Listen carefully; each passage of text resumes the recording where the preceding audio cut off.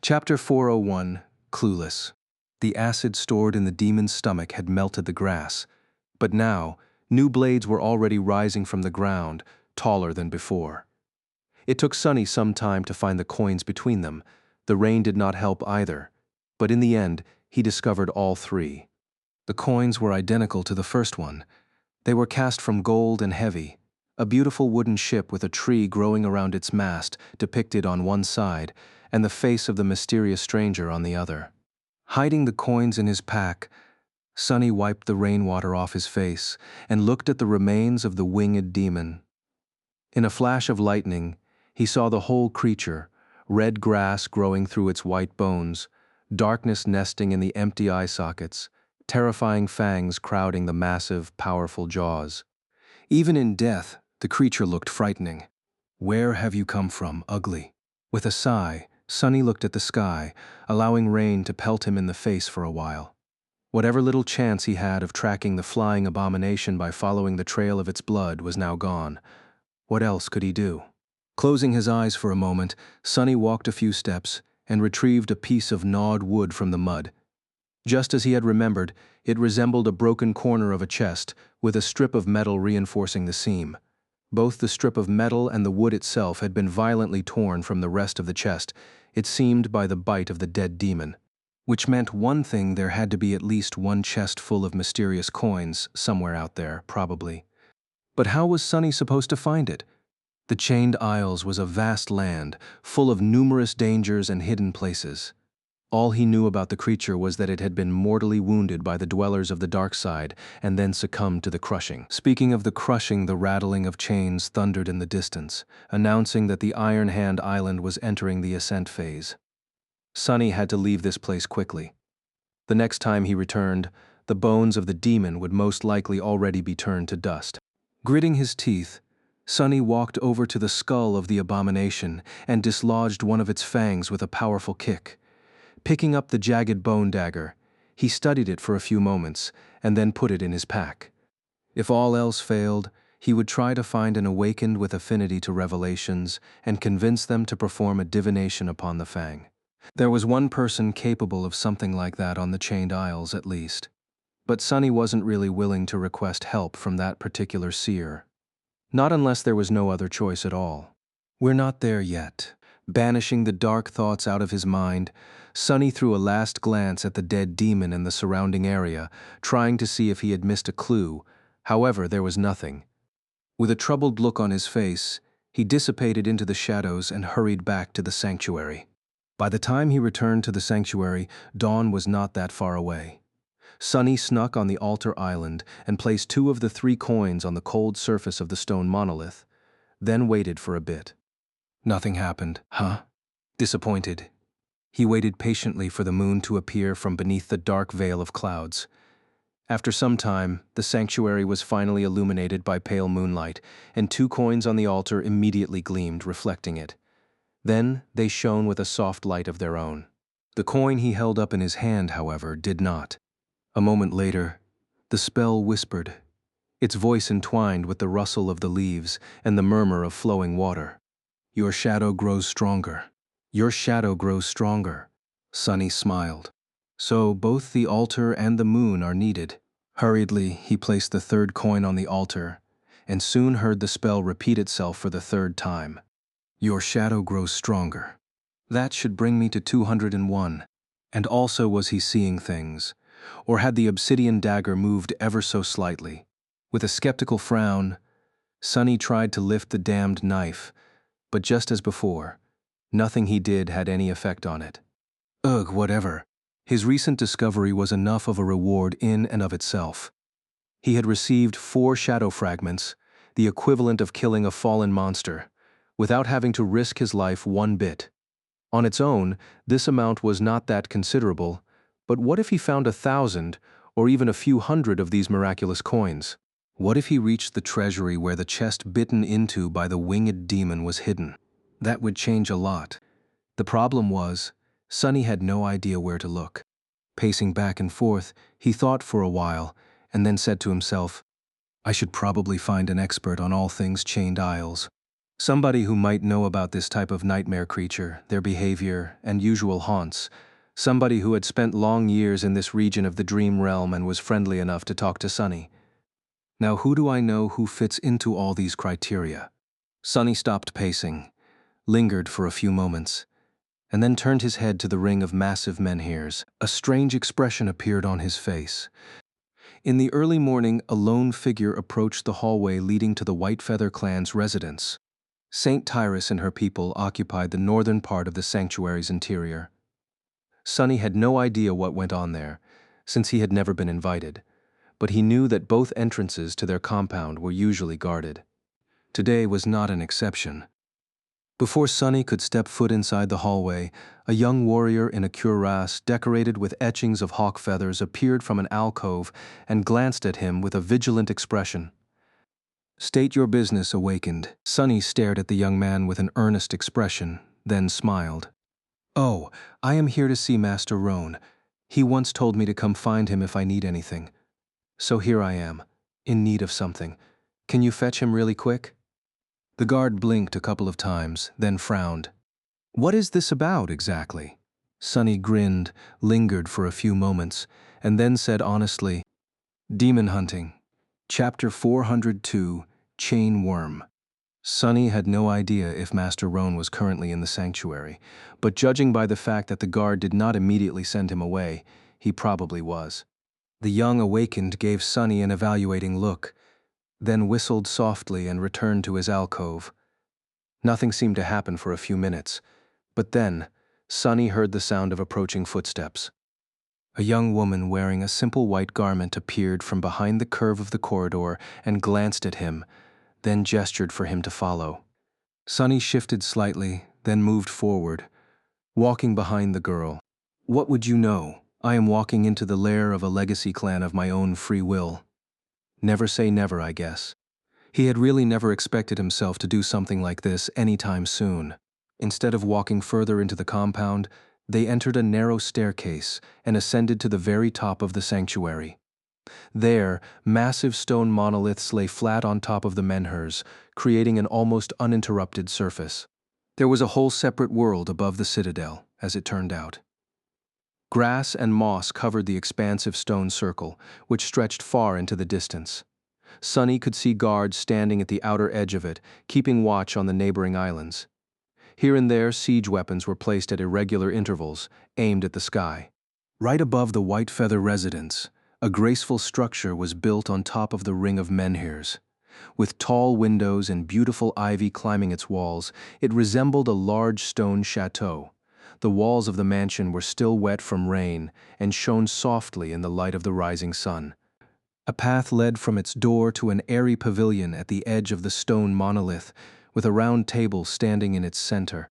The mighty griffin was laying near the pavilion, its head hidden under one of the eagle wings, while Master Roan himself seemed to be enjoying a hearty breakfast inside. The young woman gestured for Sunny to go forward and walked toward the mansion, soon disappearing behind its door. I guess this is how saints live. For a moment, Sunny was full of envy. The chateau on top of the sanctuary seemed so beautiful, simple, and peaceful, the complete opposite of the noisy, overcrowded, and poisoned world where humans came from. Of course, that peace was a lie. The dream realm might have seemed like a paradise sometimes, but that paradise was dire and twisted, hiding all kinds of horrors that were ready to descend upon you at any moment. Whatever. My house is much better anyway. It has all a man can need, and then some. I bet they don't even have designer lamps here. Pitiful, really. Entering the pavilion, Sunny greeted Master Roan with all respect he could muster. The older man smiled and invited Sunny to sit with a relaxed gesture. "Good morning, Sunless. I must admit, I didn't expect you to seek me out so soon. Did something happen?" Sunny sat down, smiled politely, then shook his head. "Nothing that I would want to concern you with. You see, I am not here to talk about something that happened, but more about something that might happen." Master Roan raised an eyebrow and laughed. "Don't tell me wait. Are you here with a business proposal? Am I about to become a customer of Sunny's brilliant emporium?" Sunny choked. No. What? Where did you hear about that?" The handsome master grinned. I hear things. What are those bastards saying behind my back? Sonny forced out a smile, then shook his head. No, I am not here as a highly respected, rich, and famous entrepreneur. Nor am I here as a well-regarded member of the Wilderness Survival Faculty of the Awakened Academy. I am actually here as an advanced scout of the Sanctuary of Noctis. Master Roan grew serious. Oh, continue. Sonny nodded, then hesitated for a bit, and finally said, After we parted 2 days ago, I returned to the sanctuary. On my way back, however, I rested for a while on the Iron Hand Island. And there, well, I found the remains of a nightmare creature there. The older man frowned slightly. That's not unheard of. Iron Hand is usually safe, but you know how chained isles are.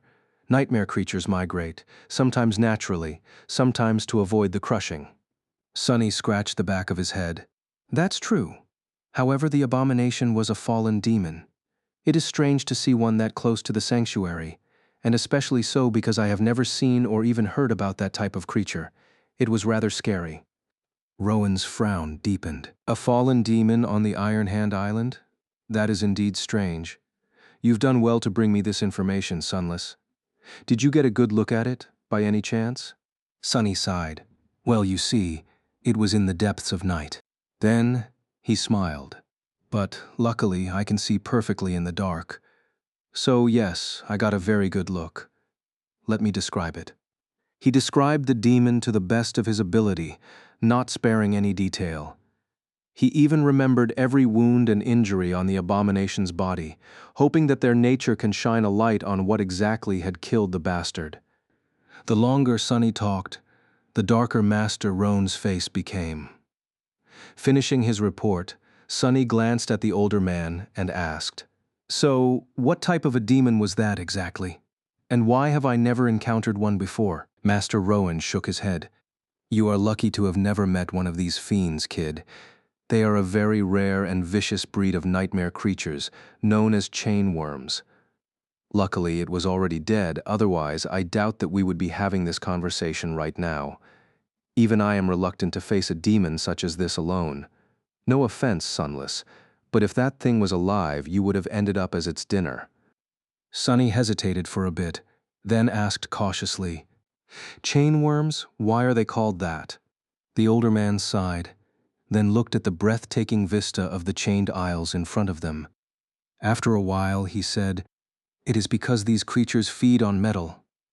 Once one of the heavenly chains is weakened, they appear from the dark side to feast on it.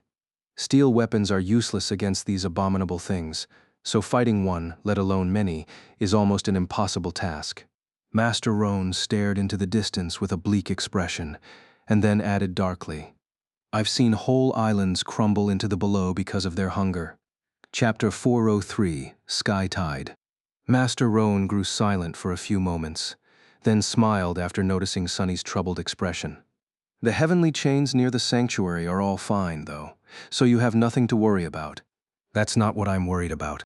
Sonny had already received a piece of valuable information that could help him find the mysterious treasure. But he wanted to know more. Before he could ask another question, however, a sudden shadow shrouded the pavilion, the stone chateau, and the expanse of weathered stone surrounding it, as though a cloud moved across the sun, hiding it. The sleeping griffin stirred and raised its head, its vertical pupils narrowing. Just a moment later, the shadow disappeared, as suddenly as it had appeared. Simultaneously, a strange sound reached Sonny's ears. It was as though 1,000 wings rustled as they cut the air.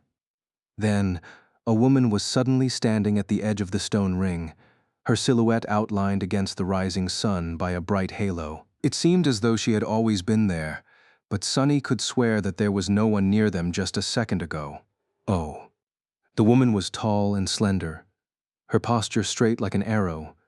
She was wearing a light steel armor, its pauldrons and greaves decorated with white feathers. Her long blonde hair was fluttering in the wind like a cascade of pale gold. When she turned around, Sonny saw 2 piercing amber eyes staring at him, and shivered. Her face was cold and stunningly beautiful, more akin to that of a goddess than of a human being. The woman's pupils were narrow and vertical, exactly like those of the mighty griffin. The ruler of the sanctuary had returned home.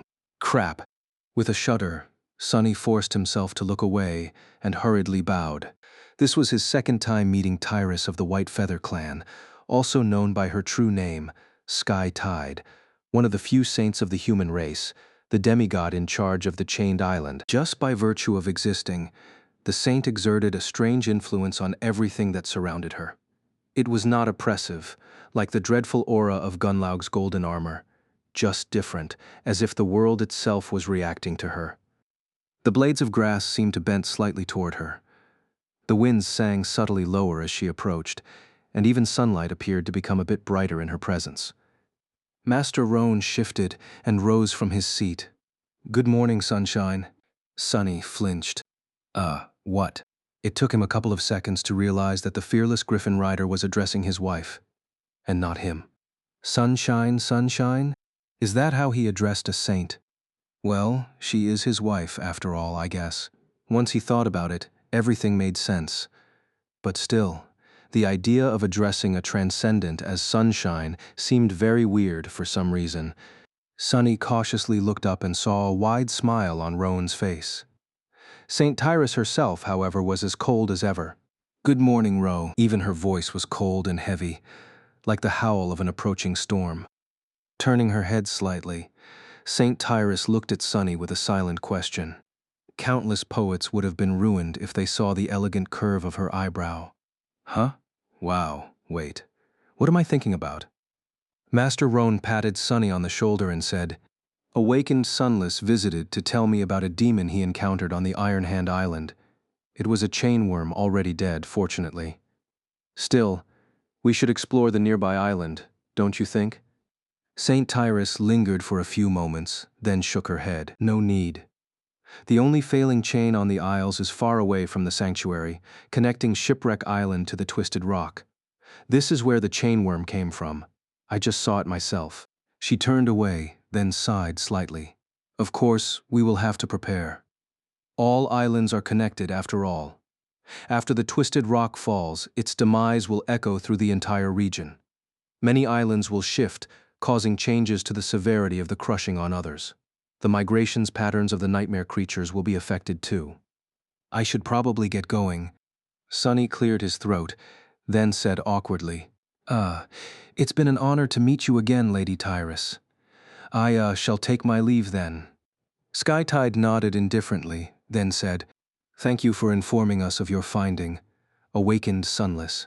He nodded, then rose from his seat and cautiously took a few steps away. When Sonny was almost out of the pavilion, however, the cold voice of the saint stopped him. "Wait." He turned around and forced out a smile. "Yes, how can I help you?"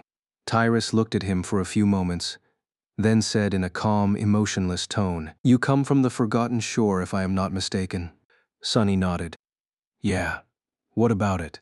The beautiful saint lingered for a second, then asked, "Song of the Fallen, do you know her?" "Cassie? Why bring her up?" Sonny smiled. "Yes, we've met. Why?"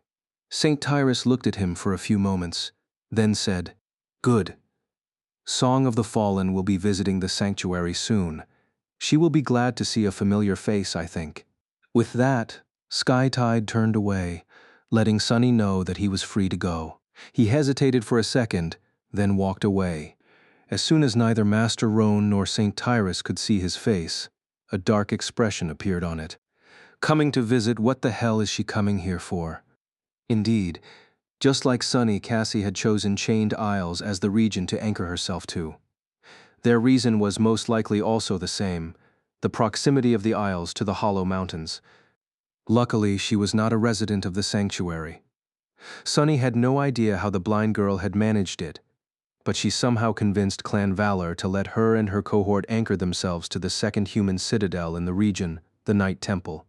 While Sanctuary was closer to the southern border of the region, Night Temple was situated far to the north, almost on the outskirts of the Misty Death Zone.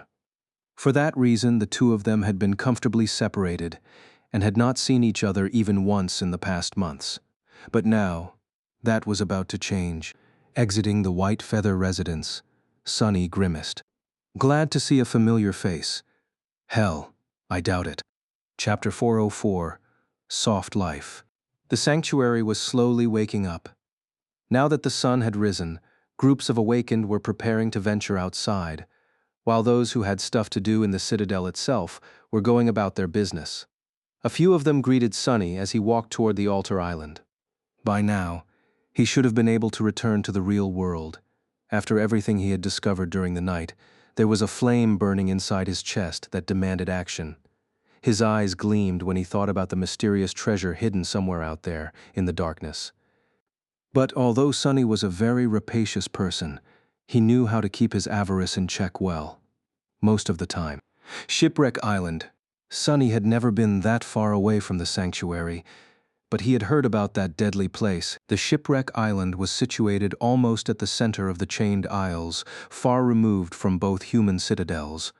The nightmare creatures there were especially ferocious, and the islands themselves were far more bizarre and dangerous than those closer to the edges of the region. If one could somehow survive the crushing and look upon the Chained Isles from above, they would see that there was a vast empty space at the very heart of this shattered land. Some people assumed that this was where the ivory tower had once been chained, before all 7 of its anchors were broken. After that, the islands bordering the tier slowly fell into the sky below one after another, making it grow wider and wider. The hole at the heart of the Chained Isles was slowly expanding, and one day, thousands of years from now, it was probably going to devour the whole region. But Sunny had no interest in that remote future. What concerned him right now was that the Shipwreck Island was on the very edge of the tier, and as such presented a lot of danger for a young awakened like him. If Sunny wanted to venture out that far, he would have to study and thoroughly prepare for a long and perilous expedition. And in the meantime, he had to hurry to the real world. Even though he felt the call of treasure with every fiber of his being, desperate to reduce the gap between himself and Nephis, the things he had to do back in reality were crucial.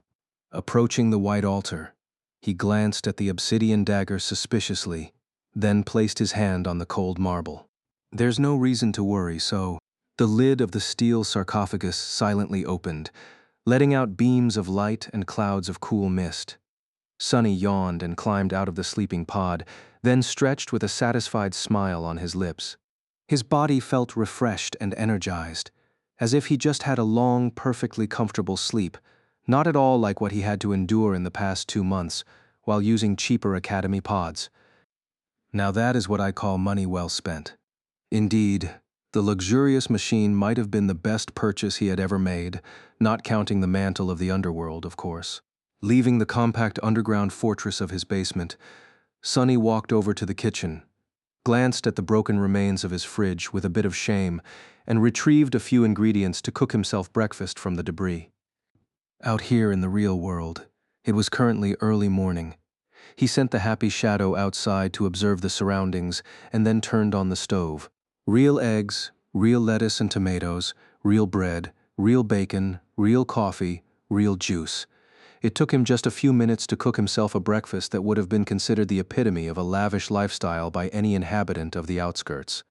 Walking to a dining table that was too large for one person, he placed his breakfast on its synthwood surface and activated his communicator. There were no new messages, and he didn't really know what else to do with that thing. Usually people of his age would have an active presence on the network and feeds breaking with all kinds of news, events, and videos, but Sunny had almost no digital presence whatsoever, nor did he want to have one, really. He knew how to access various resources and services, of course, and many of the things on the network had once been the stuff of his dreams. The unlimited amount of games, books, shows, and entertainment of all sorts was on the tip of his finger. But, ironically, now that Sunny had free access to all these alluring things, he had no time to dive into any of them. Right now he had too much to do, and his dreams were filled with only clangor of steel and nightmarish abominations. Maybe one day, slowly consuming his food, Sunny used the communicator to quickly sketch and describe the coin he had found, keeping its true secrets to himself, of course. Outside, his neighbors were preparing to face the new day.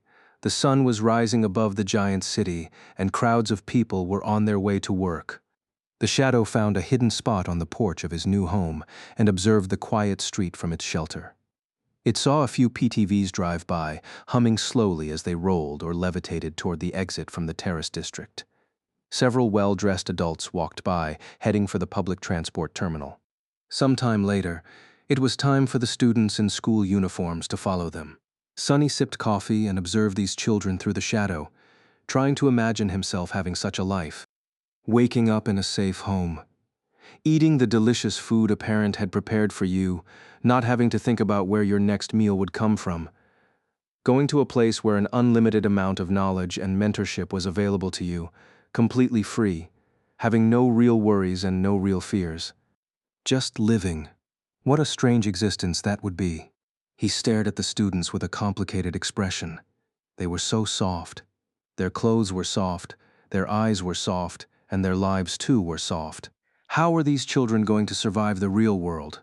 The real world was hard, cruel, and unforgiving, just like Sonny himself was. A person like him had a much better chance of surviving in such a world. Not to mention the hellscapes of the dream realm. Finally, the stream of students grew thin.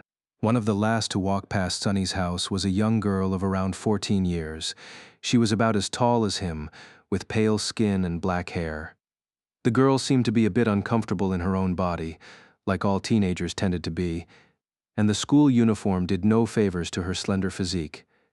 Her dark eyes, however, were very sharp and clear. Luckily, unlike her brother, Rain seemed to have taken after their mother, who was a rather attractive young woman from what Sonny remembered.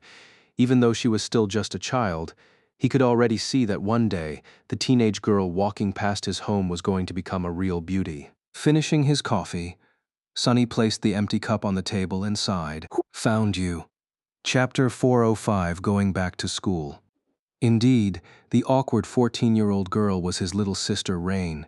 And indeed, it wasn't a coincidence that Sonny had bought this exact house in this exact district of the city. While the terrace neighborhood was nice and charming, the real reason he had chosen this home, in particular, was because it stood next to the place where Rain lived. It was on this street, a year and a few months ago, that he had watched from the shadows as she was having dinner with her adopted family. Their warm and happy life displayed for him to see through the wide window of their brightly illuminated living room. Well, now Sonny had a living room, and a wide window of his own, even though there was usually only darkness behind it. Back then, he had become painfully aware that his fantasy of saving his little sister was empty and misguided. Rain didn't need to be saved, least of all by a troubled outskirt stray like him, a ghost of the past that she most likely did not even remember. If he had knocked on her door on that night, nothing in her life would have changed for the better. Sonny wasn't the same penniless kid anymore. He was an awakened, one marked as a special strategic asset by the government. He was considerably wealthy, connected, even powerful. But deep down, he still believed that the statement held true. His clothes and circumstances might have changed, but Sonny himself remained the same, twisted and damaged, like anyone who had seen the truth of this world would be. What's worse, now that he had risen above his previous pathetic self, he had a whole swarm of new, much more serious problems. Nephis, the Sovereigns, the legacy of Mysterious Weaver, all of these things promised a future full of turmoil and danger. He was not exactly the kind of person who had good things to offer to anybody. So, no. Sonny had not changed his mind about keeping himself out of Rain's life. He wasn't going to approach her, and had no desire to meet her face to face. There was, however, a problem. Now that Sonny was an awakened, statistically, Rain's chances of becoming infected by the nightmare spell herself had grown. But even if he forgot about that statistical correlation, there was still a possibility that she would end up in the first nightmare, no matter how small. By now, Sonny was 18 and Rain was 14.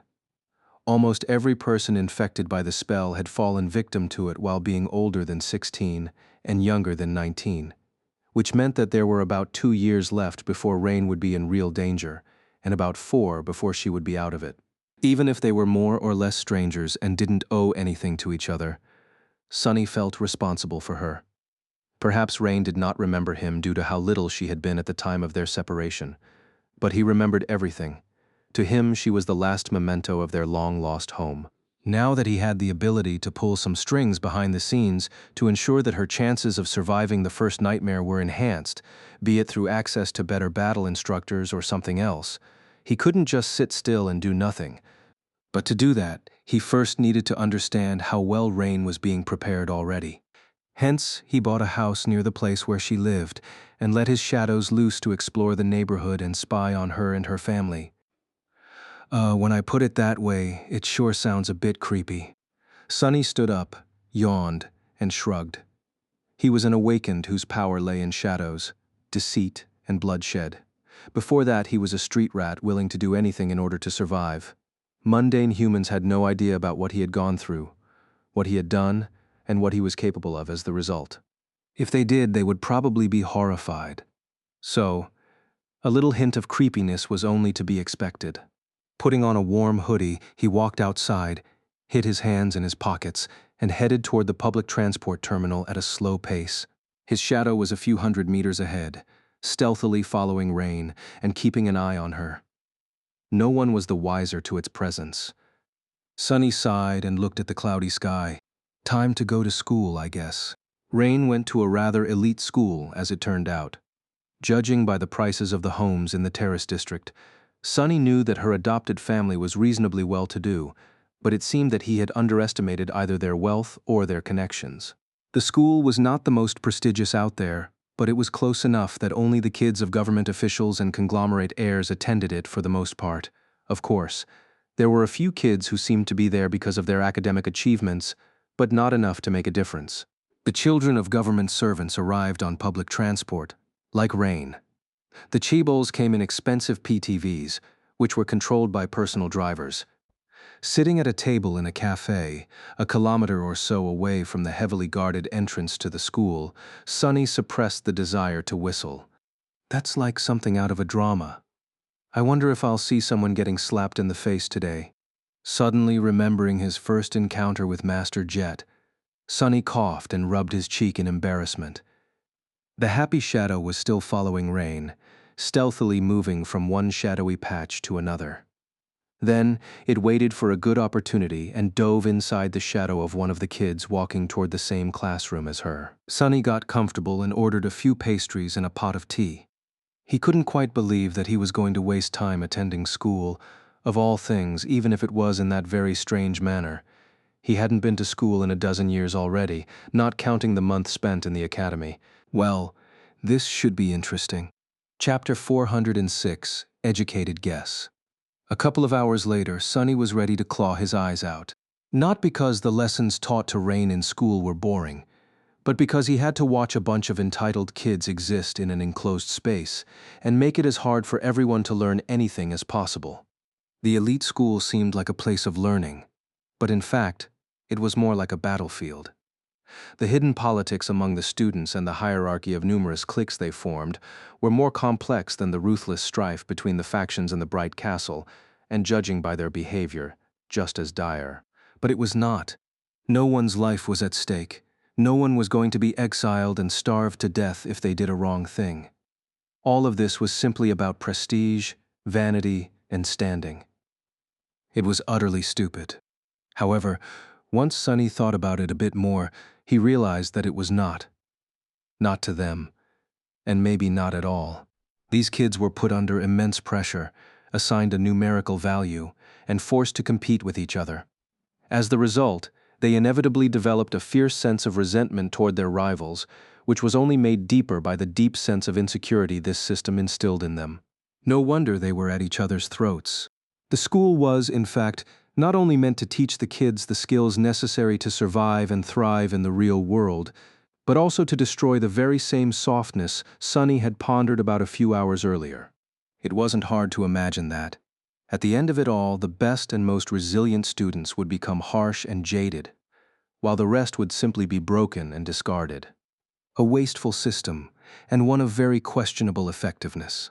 Sipping tea in the quiet cafe, Sonny shook his head. Rich people.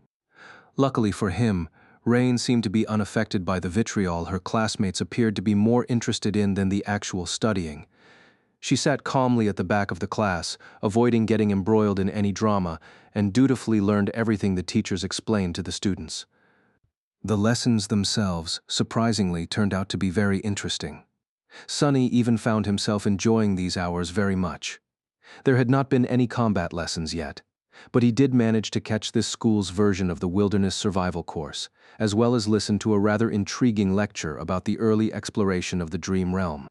He also saw a lesson dedicated to various nightmare creatures, their biology capabilities and weaknesses. If he had known that much during his first months on the Forgotten Shore, well, it would not have changed much, really. No matter how much a person knew about these things, no sleeper was meant to face challenges of that magnitude. And yet, he couldn't help but feel a bit wistful. He had been denied access to this treasury of knowledge as a kid. Who knew how his life would have turned out otherwise? It would have been a lot more interesting and enjoyable, at least. By then, he had some idea of Rain's depth of knowledge and overall readiness for the nightmare spell. But he still did not know how well she was really being trained. He had to see her during a lesson in combat for that. After a while, Sonny had become a little bit bored. Listening to a lecture about spell tech absent-mindedly, he looked around the cafe. At this hour, there weren't a lot of people there, but that was swiftly changing. The white-collar workers from the surrounding buildings were now on their lunch break, as were senior students of the school. Several noisy groups were occupying tables near him, so he couldn't help but catch bits and pieces of their conversations. No way. When is it coming out? In a couple of months, I think. Who will play the female lead then? No, wait. Let me guess. These guys were apparently discussing some upcoming film, excitedly wondering about the casting. Something about their conversation appeared strange to Sonny, but he didn't pay it too much attention. None. That is the mindset of a true battle master.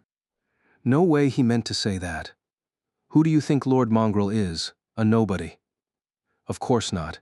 He only said that because he considers social status and renown meaningless. In the eyes of a warrior, such things are not even worth mentioning. The only thing that matters is your strength. That's why he hides his noble upbringing. Sonny stared at the couple of young men that were in the middle of a heated debate, then shook his head. That's hilarious. What are the chances? Apparently there was someone else out there with a similar alias, and that guy, from what Sonny could hear, was not only a total buffoon, but also went around calling himself a lord, pretending to be some wise philosopher and teaching people how to be a true warrior. What an idiot. Well, figures. Only an idiot would choose such an alias on purpose, after all. I wonder what this guy's problem is. He has to be horribly insecure about something for sure. Then, however, he had to focus on Rain again, because she was finally heading for the school's dojo. The combat lesson was about to begin. The instructor, surprisingly, turned out to be an actual awakened. It was a man in his late 30s, with a mighty build and cold eyes of an experienced fighter. Sonny couldn't tell what aspect the man possessed, but he was obviously not a sheltered non-combatant. Rain's instructor was the real deal. He had to have enough money to never be required to work a single day in the real world. So the fact that he was teaching a bunch of kids in a school meant that he was doing it either because of his principles or because of an obligation to one of their parents. In any case, it was a good thing for Rain. In the next hour or so, Sonny watched the students train and fight each other with various weapons. He expected them to use fake ones, but to his surprise, the awakened instructor insisted that the kids both wore heavy protective gear and wielded real ones, even if the weapons were blunted to not pose a real danger. Good approach, I guess. Rain's level was better than he had expected. Not comparable to someone like Castor or Naphis, of course, but miles better than anything he would have been able to do at her age. She was swift, nimble, and strategic, utilizing every opening the opponent presented to her full advantage. She seemed to prefer using ranged combat, but could hold her own in a melee with the help of a wide range of weapons, from a long spear to a light saber. There were kids who were better than her, and those who were worse, but none who could compare to her in terms of wits. And yet a deep frown appeared on his face. There is one thing that is lacking: viciousness. His sister was not nearly vicious enough. Chapter 407, Dreamscape Qualifications. Judging that he had seen everything he needed to, Sonny rose and left the cafe, then headed home. The happy shadow left the premises of the school, unnoticed, and soon wrapped itself around his body, but not before showing how proud and satisfied it was with its flawless performance. Yeah, You did well. On his way back, Sunny was thinking over what he had learned about Rain. His sister seemed to be smart and well-adjusted, and receiving the kind of training most kids in this world could only dream about. But was it enough? He did not know. No one could know, really. After he had returned from the forgotten shore, several people told him that they would have never survived in that hell. But their words rang hollow to Sunny, because how would they know? Until a person was thrown into a situation like that, there was no way to tell what would remain of their resolve once everything else had been stripped away. Brave people broke, while cowardly ones found strength that they had not even known was inside them. Kind people became cruel, while cruel people became lost. Only by looking at a mirror of a nightmare could one truly see their real face. Before Sunny entered the forgotten shore, he had thought himself to be strong. But once there, he had to learn the hard way that his strength was brittle and illusory, that it could shatter under the smallest amount of pressure. To survive, he had to build within himself a new kind of strength, one that could not be broken by anything or anyone. That was how he had survived. How was he supposed to know how Rain would measure against the horrors of the spell?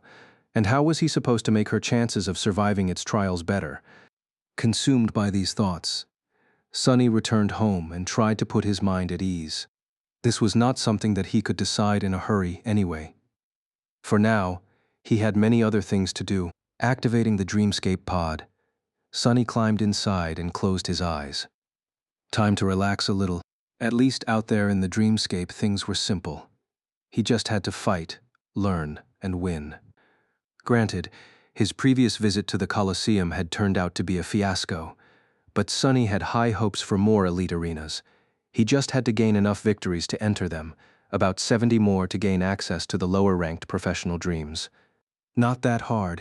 He had lost all interest in dueling with amateurs, and couldn't wait to meet better opponents who could teach him a variety of polished styles. Better do it quickly. Appearing on the sand of the Colosseum, Sunny sighed behind the mask and willed the soul serpent to assume the form of the somber Odachi. That's weird. For some reason today, many more people wanted to challenge him. A literal crowd of awakened assembled around Sunny in a span of a minute, staring at him with disturbing intensity. Also, the challengers seemed to be way more talkative. What's up with these fools? Hey, mongrel. What is your real name? Sunny stared at the young woman challenging him, then answered with slight irritation. Mongrel. She smiled knowingly, as if struck by a mysterious epiphany, then asked, What style do you practice? Sunny frowned behind the mask. I practice no style. The girl opened her mouth to say something else, but he interrupted her by stepping forward and activating the challenge. 2 seconds later, the girl's dead body was already turning into a rain of sparks. Why are they so chatty today? I don't have a lot of time. If I want to enter a professional arena next time, I have to be fast. Looking at the crowd of awakened, Sunny sighed dejectedly and growled. Words are worthless. Silence is gold. Don't waste my breath. The challengers looked at each other with weirdly enlightened expressions, then grew quiet. That's better. At least they're an understanding bunch. Now that people seem to have lost their desire to chat uselessly before every damn duel, things went much faster. Sunny had no plans of copying the styles of these talented amateurs today, so he could be as efficient as possible. It required him to really exert himself, though. They were all awakened, after all, each and every one of them. Behind the black mask, Sunny was sweating an ocean and silently whispering curses. But what could he do? He just had to get it done. Because he took no breaks between the duels, his reserves of shadow essence grew dangerously low at some point. Sunny was forced to command the soul serpent to return to his body to accelerate the accumulation of essence and slow down its expenditure. Noticing that he had dismissed his sword, the challengers assumed that he wasn't going to fight anymore and sighed with disappointment. Glancing at them, Sunny gritted his teeth and hissed.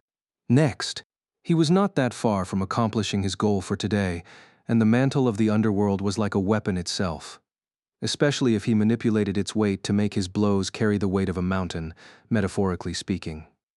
His aching muscles protested, but he endured the torment and continued. Just a few more. As the next challenger stepped forward, Sunny dashed toward him, deflected the glancing blow of a spiked mace with a vambrace, and struck the young man in the face with all the strength he could muster. The black onyx gauntlet grew terribly heavy as it flew through the air, connected solidly, and caused the young man's skull to explode, more or less. Sunny secretly panted and cursed. I can't keep this up much longer. Luckily, he only had a few more duels to win. About an hour after he had entered the Colosseum, Sunny finally reached enough victories to qualify for a better arena. By then, he was so tired that he felt like throwing up. God damn it, that was incredibly tough. All in days' work, I guess. Throwing one last glance at the crowd of silent awakened, Sunny shook his head. What a bunch of weirdos. With that, he gave the dreamscape the command and left the illusion, both exhausted and satisfied with his progress. Left alone on the sand of the Colosseum, the challengers remained quiet for a few minutes. After a while, one of them said, he shook his head. Another awakened sighed heavily, then said in a solemn tone, yes, we are not worthy enough. Chapter 408, Oh No. Sunny crawled out of the simulation pod and lay on the cold floor for a while, breathing heavily. How come an illusory arena is so exhausting? The designers of the dreamscape were really weird. The people who frequented the Colosseum were even weirder, though. Sunny couldn't even begin to understand the quirks of their behavior. That's how subcultures are, I guess. After a while, he stood up and went upstairs to make himself some food and replenish all the energy he had spent during this intense and taxing hour. Sunny made himself a light dinner, devoured it with wolfish hunger, and then relaxed in a chair while drinking a cup of delicious tea. As he rested, his communicator buzzed. He took a sip of tea, then opened the message Effie had sent him. Hey doofus, have you seen this? I think I found a new boyfriend for your girlfriend. The message ended with a winking emote and an attached video link. Perplexed, Sunny clicked on the link and spit out all of his tea. Forgetting to wipe his chin, he stared at the holographic screen in front of him with wide eyes. What? What the hell is this? The video was of him, of his duel in the dreamscape, to be precise, caught in stunning quality. The recording of his short duel against the young man in azure armor was playing on a loop, set to menacing and epic music. The caption read, Mongrel victorious. Sunny stared at it for a while, then slowly lowered his gaze and looked at the view count beneath the video. 7 zeros. Was that Leo Stryker guy someone famous? Sunny only came to his senses because of the pressure of his flaw. Gritting his teeth, he sent Effie a short message. I have not seen this. What the hell is happening? Feeling apprehensive, he went on the network and typed Mongrel Dreamscape in the search bar. Immediately, thousands upon thousands of results showed, all featuring the fearsome image of Weaver's mask. Sunny gulped. Oh no. Oh no. He opened the first link and almost spat blood. Mongrel defeats Leo Stryker, Taoist Safer, and the Fool in 3 strikes. The short montage of a bunch of his duels played this one had even more views. That doesn't even make sense. Were those 2 famous as well? What 3 strikes? I hit the second guy twice. Feeling an approaching headache and a bit of panic, Sunny scrolled through the feed, growing paler and paler with each second. There were countless videos, captions, and discussions. Thousands of people were fervently debating his duels, his identity, and the hidden meaning of his words. It seemed as if they had somehow become convinced that he was some sort of a profound sage, going around spouting words of enlightened wisdom. There were whole discussion boards dedicated to interpreting his teachings. Oh no. Sunny grabbed his head, realizing that the buffoon he had heard being discussed in the cafe was him. Come to think of it, many of Rain's classmates had been talking about this stuff too. Had she seen this garbage as well? He groaned. At least, no one seemed to have any idea about who Mongrel was. His efforts to obfuscate his identity were working, as was Weaver's mask. But the worst was still to come. As Sunny was studying the mess he had made, new notifications started appearing in the feed. Mongrel returns. Mongrel decimates the Colosseum. 70 victories in 60 minutes. Lord Mongrel's shocking rampage. Mongrel is Saint Redacted's bastard son, confirmed. He closed his eyes. Gods, What is this crap? Opening a random link, he read in horror. Mongrel number 1 sympathizer. I was there, guys. It was incredible. He was like a natural disaster. So awesome. Random shoe. Did you hear what he said? Mongrel number 1 sympathizer. Words are worthless. Silence is gold. So profound. My whole outlook on life changed. Random shoe. Wow, my dad used to tell me the same thing when I tried to talk to him after school. Mongrel number 1 sympathizer. Wait, Shu, are you Mongrel's son? User Random Shu changed their name to Mongrel's son. Mongrel's son. Aren't we all Mongrel's children? Sunny closed the link and went to another page. Silence is gold. One strike of a sword is worth more than 1,000 words. An in-depth analysis of the post-neo-nihilist philosophy of Mongrel. Post-neo, what? Stupefied, he opened another link. Reacting to Mongrel's 70 wins. You gasp, you lose. And another. Mongrel does not believe in styles. Styles only separate men. And another. I spent a night with Mongrel, a candid confession of a former idol trainee. Deactivating the communicator. He sat quietly for a while, and then groaned again. Oh no. The new recording of Mongrel's stunning performance in the Colosseum flew around the globe in no time at all. Starved for new information about the mysterious demonic fighter, people became glued to the screens of their communicators.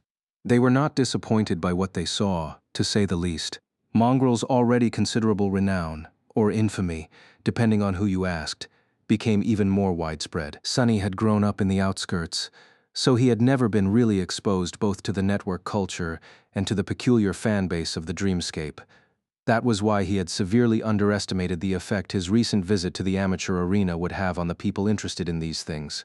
He had only wanted to reach the number of victories required to access the professional duels as fast as possible, but failed to take into account how outstanding the feat of defeating 70 opponents in just 1 hour would look from the side. Especially considering the fact that he had killed the last half a dozen or so with his bare hands, not even bothering to use a weapon. These last few duels looked especially striking, impressive, and gruesome. If before people called Mongrel a sword demon, now he had become just a demon in their eyes. What's worse, even though it took all of his power and lots of effort for Sunny to achieve these victories, due to the fact that his face was always hidden behind the fearsome mask, he appeared to be completely calm and indifferent, as if defeating so many people in a row was nothing to him. A walk in the park. Added to the fact that he had dismissed his sword near the end of the hour, and then left after shaking his head, it seemed as though Mongrel was not only a demon, but also held all the rest of the duelists in utter contempt. Mongrel was disappointed in them. That disappointment ignited a fire in the hearts of many duelists of the dreamscape, pushing them to train harder, reach higher, become stronger. Mongrel's status was always in front of them, reminding these young men and women what they were striving to achieve. Mongrel. Victories 100, defeats 0. And of course, all of them continued to wonder about his true identity. Very soon, someone made a logical connection. An incredibly talented young warrior appeared in the dreamscape soon after the 100 survivors of the Forgotten Shore returned to the real world, putting every awakened there to shame. Obviously, Mongrel was one of these 100 heroes. But which one? It didn't take people a lot of time to solve the mystery. On one of the discussion boards on the network, an anonymous user wrote, "Guys, isn't it obvious? Who is among the best of the Forgotten Shore warriors, and also has a big reason to keep his identity a secret?" Another answered, wait, you're right, it was right in front of us the whole time."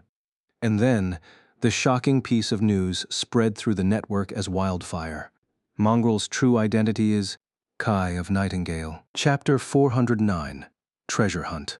Nightingale Representative Agency publishes an official statement. Popular idol and fashion icon. Night is not the controversial dreamscape sensation, nor has he ever participated in any scandalous activities under the alias Mongrel. Sunny read the latest news title on the screen of his communicator and covered his face with a hand. Oh gods, how did poor Kai end up being involved in this mess? Had the world gone completely insane? He stared at the message icon at the bottom of the screen nervously, half expecting to receive an angry message from his friend. Or was it up to Sunny to apologize in advance? Kai had seen him purchasing the mantle of the underworld after all. Even though the onyx armor did not look the same as it had before being repaired and turning from pure stone to the strange stone-like metal, there was a possibility that he would recognize it. Ugh, why is life so hard? Sunny shook his head resentfully and stared at the ceiling. And then there was the issue of Rain. Sunny had watched her walk home through the eyes of the shadow and was once again consumed by uncertainty. Did he need to intervene? What was the best way to help her? Did she even require his help? There was no easy answer to any of these questions. He turned off the communicator, sat in the darkness for a while, then stood up and went to the kitchen. Retrieving all the things that could spoil quickly from the ruined refrigerator, Sunny cooked himself a decadent dinner and ate in tense silence. To hell with this. I'll deal with all these problems after returning from the shipwreck island. It shouldn't take me that long to reach it, investigate, and come back anyway. A week at most. Why waste time on all this nonsense when there was a treasure waiting for him in the dream realm? Sunny had already retrieved all the pertinent information he could find from the Academy database. All awakened had some level of access to the base of shared knowledge about the dream realm and the nightmare creatures, and due to his position as the research assistant assigned to the wilderness survival faculty, he had more than most. It wasn't really enough to venture on such a dangerous expedition, but at least gave him a basic understanding of what to expect. The rest he was going to have to learn from the people in the sanctuary who had actual experience of traversing those parts of the Chained Isles. And then there was also Cassie. She could help him even more. With a dark grimace, Sunny washed the plates, spent a few moments admiring their design and craftsmanship, then went about preparing himself for a long stay in the dream realm. Soon he entered the basement, activated the maximum level of security measures, and climbed into the steel coffin of the sleeping pod. As the lid of the sarcophagus closed, he sighed and thought, "1 week, I bet everyone will forget all about this mongrel idiocy in a week." His gloomy shadow dejectedly shook its head. It took Sunny a whole day to talk to everyone he needed to talk to, and gather enough information about the shipwreck island and the routes he could take to reach it. As it turned out, the journey promised to be even more perilous than he had expected. Awakened did not usually go that far into the wilderness of the Chained Isles alone, and even established cohorts were reluctant to venture this close to the tier. The nightmare creatures out there were ferocious and powerful, and the islands themselves presented more danger than here on the edges of the region. Those people did not have his aspect, though. Sunny did not consider himself to be more powerful than a full cohort of experienced Awakened would be, but his powers were tailored perfectly for scouting, traversal, and escape. Even if he was going to find himself facing against an overwhelming foe, he was reasonably certain of his ability to at least run away. Plus, he had Saint. The taciturn demon was worth half a cohort alone and by herself. As the sun was crawling down from the heights of the sky above, he found himself in his room, studying the makeshift map of the Chained Isles. On it, Sunny had marked the potential routes to the Shipwreck Isles, as well as known dangers he would face on the way. Of course, such a map was not completely reliable. Nightmare creatures tended to migrate and travel between islands to escape the crushing, but the really terrifying ones tended to stay put. Even taking into account that some of the places he wanted to go through could turn out to be inaccessible due to entering the ascent phase, Sunny was more or less sure that he could reach the Shipwreck Island in 3 to 4 days while remaining comparatively safe. With one exception, no matter how he looked at it, he was going to have to traverse an island known among the inhabitants of the sanctuary as the Reckoning. Not much was known about that place except for the fact that several cohorts lost members there, while others had not come back at all. Apparently, the creature that inhabited the island was especially twisted and deadly, and was capable of messing with a person's sight. No one really knew what it was, however. All that Sunny was able to find out was that the creature was most likely not corrupted. People were under the impression that it was of the fallen rank, but had different opinions on what its class was. Exactly. It didn't seem to be a tyrant, at least. I can fight perfectly well even if it plays tricks with my sight. And it's not like I have to defeat it or even fight it, really. I can just slip past and be on my way." With a sigh, he rolled the map up and placed it in his pack. There was already a bit of food and a few supplies for a prolonged journey there. Sonny couldn't take too much with him, since there was a rather small limit on the weight of things he could pull with himself into the shadows. He could also only do so with inanimate objects, at least for now. He had no idea if that was going to change in the future. Finally, he opened his chest and took out the fang he had retrieved from the dead chain worm on the Iron Hand Island. Sonny stared at the fang for a long time, a dark expression on his face. Cassie was going to visit the sanctuary soon with this thing and her affinity to revelations. Sonny could make his expedition much safer, not to mention increase his chances of actually discovering the treasure. Or he could avoid having to ask her for help and take much more risk, with no guarantee of success. After a while, Sonny threw the fang back into the chest and closed the lid. "I'd rather die, honestly." With a grim smile, he locked the chest, picked up his pack, and headed to the exit. As the sun rolled into the dark embrace of the sky below and disappeared, he left the safety of the sanctuary behind, approached the edge of the island, and jumped toward one of the heavenly chains. Chapter 410 Reckoning. Sonny traveled northwest, trying to cover as much distance during the night as he could.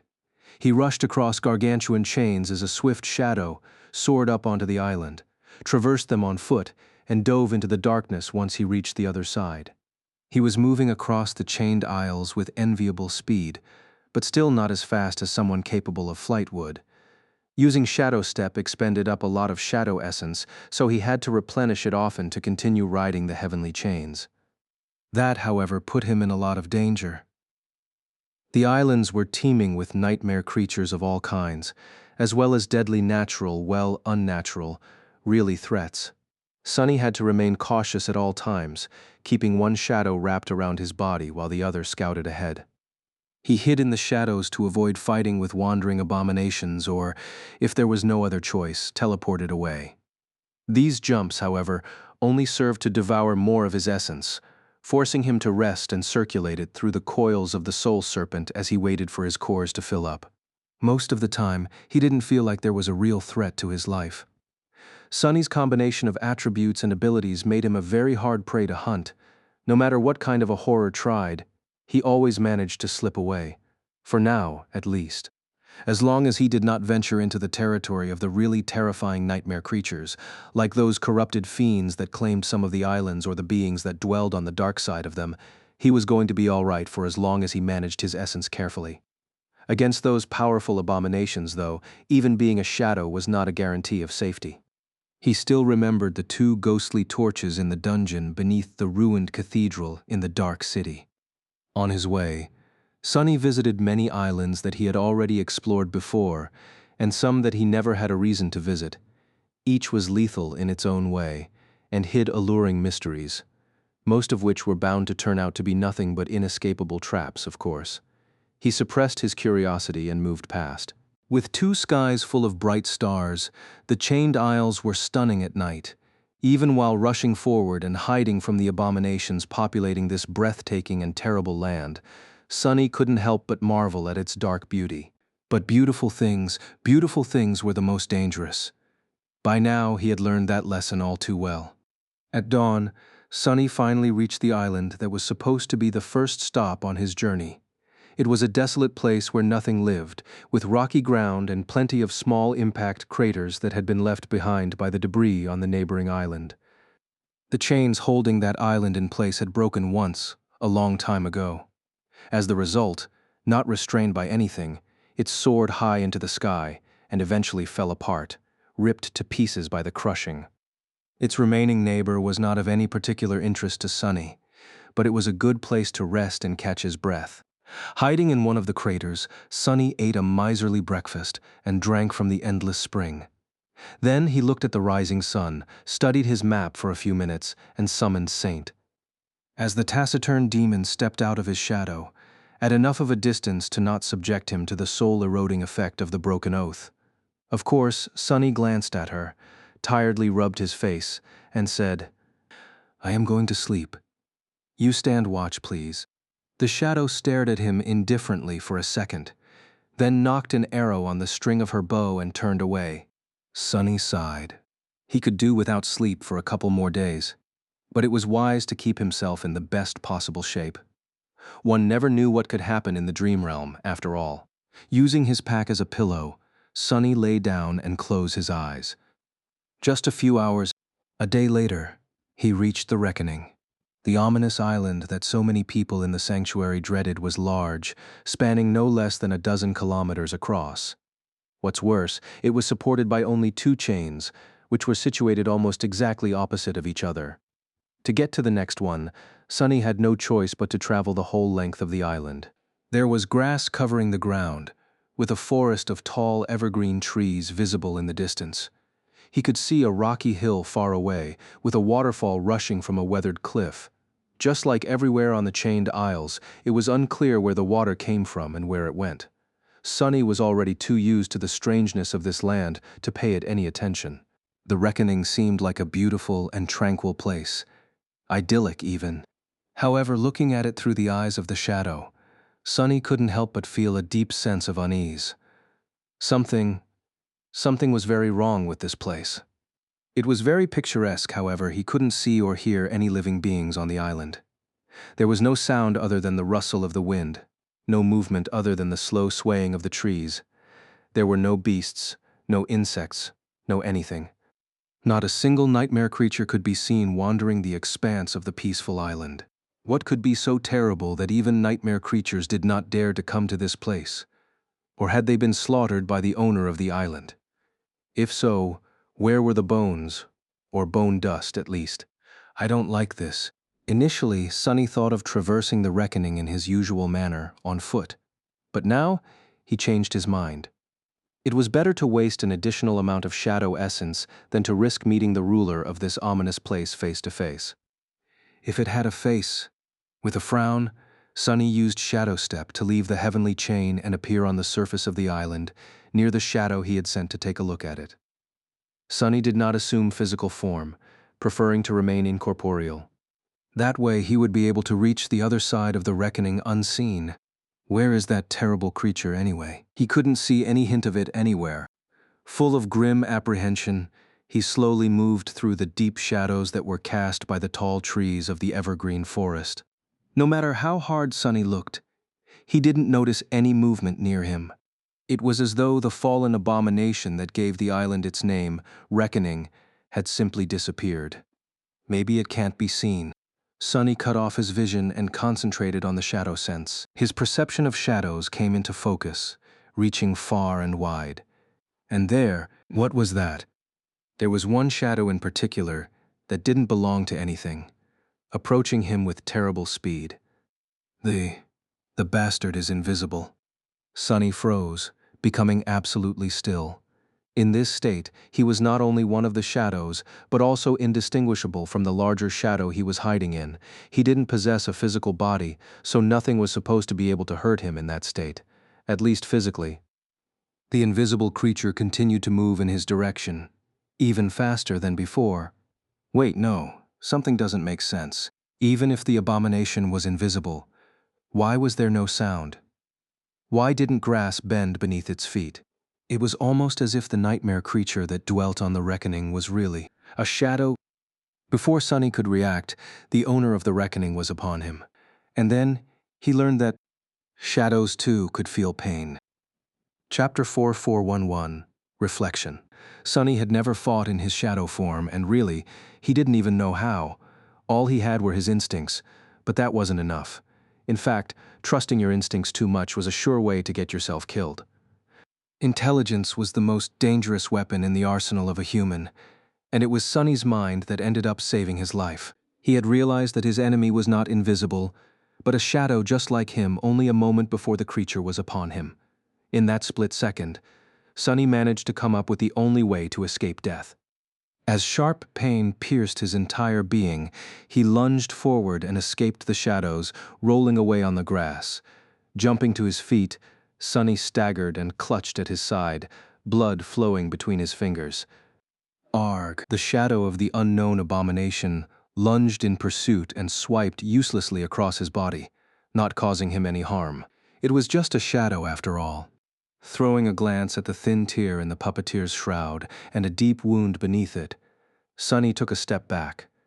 Simultaneously, he gave his shadows a command to hide themselves under his armor and augment his body. Physical attacks couldn't harm shadows, but shadows also had no way to harm living beings. That was the thought that had saved him. If he had failed to assume the shape of a human in time, he would have been dead by now, most likely. Because he had not, however, he and the shadow creature were now at a standstill. The master of the Reckoning Island tried to attack him several more times, each strike ending up as fruitless as the previous ones. Then, it froze as if slightly confused by the situation. Sunny finally had a chance to take a good look at the hostile shadow. It looked just like a shadow would, like a dark, ethereal silhouette of a person painted on the grass in black. The creature seemed to have 2 legs, 2 hands, and 1 head. If Sunny didn't know what it really was, he would have assumed that the shadow was cast by an ordinary person. There was no one else in sight, though. Backing away and grimacing because of the pain radiating from the deep wound in his side, Sunny stared at the enemy and thought feverishly. No, this is wrong. A shadow creature was indeed deadly for someone like him. But to every other human on the chained isles, it was completely harmless. How was it, then, that so many people had been killed by it? And what about the nightmare creatures? How had this shadow slaughtered so many living beings? His eyes widened slightly. Sunny threw his hand to the side to summon the midnight shard, and just in time. What happened next caused him to shudder. The creature moved once again, and then 2 dark flames appeared in its darkness. A moment later, a human figure stepped out of the shadow. It was a young man with pale skin and cold, cruel eyes of an experienced killer. A spark of madness burned in their depths. The stranger had black hair and was wearing a light armor made out of soft silk and black, lusterless leather. In his hands, the apparition was holding a long, slightly curved blade of an austere tachi. Sunny felt fear grip his heart as he recognized the face in front of him. Of course he did. It was his own face after all. Looking at the Devil of Reckoning was like looking into a mirror. Since when was I so scary? Sunny recoiled in shock. What the hell are you? The apparition mimicked his expression, then opened its mouth. Its lips moved, however. There was no sound, as if the abomination was mute. Sunny had no problem reading its lips, though. What the hell are you? What is going on? Before he could finish that thought, though, he had to defend himself against a lightning-fast strike of the enemy's sword. Sunny deflected the fearsome attack and staggered back, his hands trembling from the force of the impact. Curses, the bastard might have looked like Sunny, but it was much, much stronger. About as strong as a fallen devil would probably be. Sunny had no time to recover before his evil twin was upon him once again, attacking with the painfully familiar grace of his own battle style. This time, the tip of the tachi missed Sunny's eyes only by a few centimeters. A vicious smile appeared on the apparition's face. Sunny grunted. As the abomination launched a flurry of lethal attacks his way, each swift and vicious, he struggled to defend himself and fought through the pain. He was barely holding on for now, at least. Because of how strong and fast the creature was, Sunny had no doubt that he'd be killed eventually. How could he fight against someone who knew all his tricks, but was also much more powerful? Even the shadow dance was useless. What was the point in trying to mirror the style of an opponent who had stolen his technique from Sunny himself? The situation did not look good at all, especially because blood was still streaming down Sunny's torso. Between 2 strikes, he dashed back and pierced the apparition with a furious gaze. You poor bastard. Of all the faces out there, you just had to choose mine? Fool, couldn't you have chosen someone, I don't know, taller? Internally, though, he couldn't help but think, not gonna lie, the evil version of me looks sort of awesome. Am I really this dashing in real life? Sunny didn't really know how to feel about this. He wasn't, of course, trying to speak to the creature because he wanted to chat. He was just trying to distract it while Saint was drawing her bow.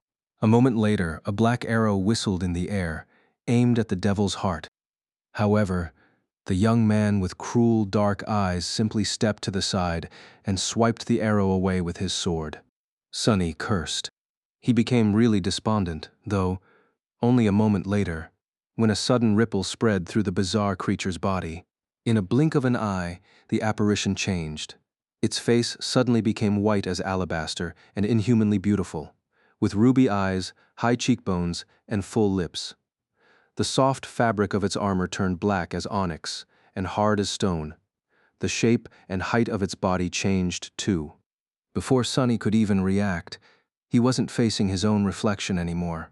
Instead, he was facing Saint's crap, as the sickening feeling of his soul slowly falling apart permeated Sunny's entire being. The perfect copy of the taciturn demon raised its bow and sent an arrow flying straight at his heart. Chapter 412, Perfect Adversary. Well, one mystery is solved, at least. Sunny became painfully aware of how the devil of the reckoning was able to slaughter so many awakened, and why no nightmare creature could survive on its island. If the bastard was able to turn into a copy of any enemy while remaining as powerful as a fallen devil, then very few things could ever hope to escape from it alive. And those awakened who had escaped despite everything mistakenly believed that their companions fell to a creature that could mess with people's sight. What else would they think after watching a human being killed by what looked like their exact copy? Well, why had no one thought that it was an actual copy, and not a trick on the eye? Damn it. If there was one thing that landed Sunny in this dire situation, it was that people in the sanctuary severely lacked imagination. All these thoughts flashed through his mind as he used Shadow Step to disappear and fall awkwardly to the ground a dozen meters behind the devil, completely out of the way of the flying arrow. Great. But now what? Just a few moments before, Sunny had been contemplating abandoning the fight and simply running away. Unlike some humans he had met in the past, he wasn't burdened by useless things like pride or vanity. If the situation called for a cowardly escape, he was ready and willing to do just that. But now that the bastard had turned into Saint and was holding a bow, the idea of trying to run was not very enticing. The last thing he wanted was to be hit in the back of his head by an arrow. Think. There was no time to think, though. The reflection of Saint swiftly spun and lunged toward him. As Sunny teleported further away, the creature suddenly pivoted and crashed into the trunk of a tall, ancient tree. A moment later, Sunny emerged from the shadows and saw with horror a giant mass of heavy wood plummeting on him from above, desperately burning through his essence.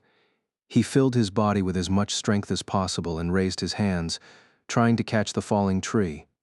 As a groan escaped from his mouth, Sunny's feet dug into the soft soil of the Reckoning Island. Somehow he managed to stop the tree without being crushed by it. It was at this moment that a second arrow flashed toward his heart, only to collide with another one in the air and fly aside. Some distance away, the real Saint dismissed the bow, raised her sword, and dashed toward the impostor. "Eat that, bastard!" Sunny gritted his teeth, strained his already overtaxed muscles, and threw the massive tree at the abomination with a tremendously powerful push. When he used his essence and augmented his body with both shadows, Sunny was able to achieve bursts of truly inhuman strength. How was the bastard going to escape this? The creature indifferently lowered its shoulder, then simply disappeared into the shadows and appeared on the other side of the flying trunk. Then, it met attacking Saint with a devastating shoulder bash. The onyx armor of the taciturn demon cracked, and she was thrown back, causing another tree to explode into a cloud of splinters. Sunny paled. Shadow Step. Not good. The apparition turned to him and mockingly tilted its head. Something was very wrong with that thing. It seemed maleficent and utterly mad, but at the same time incomplete. Somehow, behind the evil will and terrifying killing intent that dwelled in its ruby eyes, there was a hint of some other boundless emotion. Sunny faintly recognized the feeling of it, since he had felt the same deep and indescribable emotion one time before. Far below the hollow mountains, in the darkness of the misty stone labyrinth between two otherworldly rivers, he had sensed the same feeling of loss, anguish, and confusion in the shadows left behind by the companions of the First Lord of the Bright Castle. What even is that thing? He had no time to ponder about its nature, though. because the creature had once again turned into a pale young man with dark eyes and was lunging at him, a vicious smile frozen on its lips. Feeling a cold shiver running down his spine, Sonny realized that he would not win this fight, nor was he capable of escaping from the reckoning alive. This time, he was truly in danger. He was really going to die on this beautiful, peaceful island, and the last thing he was going to see before falling into the embrace of death would be his own reflection staring back at him through the eyes of his killer. Unless Sonny sent Saint back into the Soul Sea and met the apparition's attack with a block, feeling his body shudder from the force of the blow. He had assumed that the Devil of Reckoning was a shadow, and it was indeed similar to one, but really it was not. It only appeared as a shadow because Sonny himself had been in the form of a shadow when they first clashed, and once he had turned into a human, the devil too became a human. The young man with the cold eyes of a killer took a small step and made a high thrust with the tachi. Sonny, however, knew his own fighting style too well to be caught by that trap. Knowing that the thrust was just a feint, he threw his own blade downward and just barely managed to deflect a vicious slash that followed. He was late by a fraction of a second, though another tear appeared in the fabric of the puppeteer's shroud, and a shallow wound on his thigh began sipping with blood. The creature was more of a reflection than a shadow. It mirrored everything about its enemy: their appearance, their weapons, their battle technique, even their powers otherwise. How would it be able to use Shadow Step? In a sense, it was a perfect adversary, but that wasn't all. Sonny grimaced as the apparition threw his sword away and delivered a powerful kick that almost turned all of his ribs into bone dust. If not for the burst of essence he had sent to his legs, Sonny would have never managed to dodge that devastating blow. But his essence was already running dry, and his enemy seemed to be even stronger now, as if the more Sonny bled, the more powerful the pale young man became. The devil was even able to mirror the memories its enemy wielded. Before, Sonny had experienced the soul attack of the copy of the Broken Oath, and now the creature was obviously being fed raw power by the Blood Blossom. He attacked with the Midnight Shard to buy himself a couple of moments to think. The apparition had not seemed to be affected by the Broken Oath, though was that because it had assumed the form of Saint, who was immune to soul attacks? Did this mean that the devil was able to copy not only powers and memories but attributes too? The creature easily deflected Sonny's attack and leaned forward to deliver the final blow. Sonny's only hope to escape it was to jump back. But what else did the creature copy? Was it really a perfect reflection? There was only one way to find out. Instead of jumping back, Sonny stepped forward and collided against the apparition, completely open, unable to escape being struck down by the enemy's blade. Before the deadly strike came, however, he leaned close to the devil's ear and whispered, so softly that no one except for the two of them would ever be able to hear what he had said. Lost from light, stop. And then the devil froze, as if suddenly turned to stone. Sonny smiled. It was a perfect reflection indeed. Chapter 413, Mirror Beast. The apparition stood motionlessly, frozen in place by Sonny's quiet command. He could see his face reflecting in its dark eyes, even paler than usual, beads of sweat glistening in the sun. The creature was completely still, all its terrifying strength shackled by the four simple words Sonny had whispered to it. It was enslaved. No matter how powerful the strange abomination was, no amount of power could ever allow it to disobey the command of its new master. Sonny. By stealing his face and his powers, the creature had also inherited his innate ability, Shadow Bond. Sonny had made use of that bond to subjugate the devil, and now it was at his mercy. For now, at least. With a pained grimace, Sonny fell to the ground and drew in a hoarse breath. That was close. The wound on his thigh was not too serious, but the cut he had received as a shadow was long and deep. Blood weave had prevented him from losing too much blood and was going to ensure a fast recovery, but it had its limits. The wounds needed to be tended to, however. They could wait. Right now, Sonny had to decide what to do with the former ruler of the Reckoning, the dreadful creature that had slain plenty of humans, and only gods knew how many nightmare creatures, which was now under his full control. Such a powerful abomination. It would surely be very helpful to have something that fearsome serving him, unable to disobey any command. He glanced at the frozen creature and shivered. Looking at it was still like looking in a mirror, after all. Despite knowing that the thing in front of him was a nightmare creature, he couldn't help but see a slight young man with pale skin and dark eyes, couldn't help but see himself. Yes, having a fallen devil do his bidding would be extremely beneficial, especially because the apparition looked exactly like him. With a bit of cunning and preparation, Sonny would be able to seemingly appear in two places at the same time. If he ever needed to prove that he wasn't mongrel or accomplish something shady without drawing any suspicion, that would be a perfect way to do so. There were countless scenarios where such an ability would be incredibly useful. But there lay the problem. The creature was only enslaved because it had assumed his form. Since the creature could take any shape, it was going to stop possessing his aspect abilities, including Shadow Bond, as soon as it turned into something else. Then, it would be free of its shackles and able to do whatever it wanted, including unleashing its wrath on Sonny. That was why he had dismissed Saint before attempting to subjugate the apparition. He needed it to remain as his own reflection, and no one else's. Yes, he could circumvent the possibility of losing control over the terrifying creature with a long series of complex orders that would limit when and how it could use its shapeshifting. But coming up with a foolproof net of prohibitions was a Herculean task. Sonny wasn't even sure that it was possible. He had spent a long time thinking of ways to escape this exact fate. So he knew better than most, better than anyone perhaps, how hard it was to keep an unwilling slave under control, especially if the enslaved being was more powerful than its master. There would always be a way to twist words, find a loophole, and turn the orders given by the master against themselves. Sonny was sure of it. He had to be. So what was he supposed to do with the frozen abomination? Standing up with a grimace, Sonny faced his perfect copy and looked at it with regret. The main reason for what he was about to do, nevertheless, was way less complicated. He simply didn't want to be a slaver. He didn't want to own any living thing. Sonny lingered for a while and then said, "Don't be scared. I won't make you a slave. That would be too cruel of a fate, don't you think? Even for a nightmare creature like you." With that, he raised his hand, as if to caress the cheek of the pale young man, and then swiped it swiftly across his neck. Almost invisible in the bright light, the ghostly blade of the moonlight shard trembled as drops of crimson blood fell from it into the vibrant grass. The young man didn't move, but his pupils widened.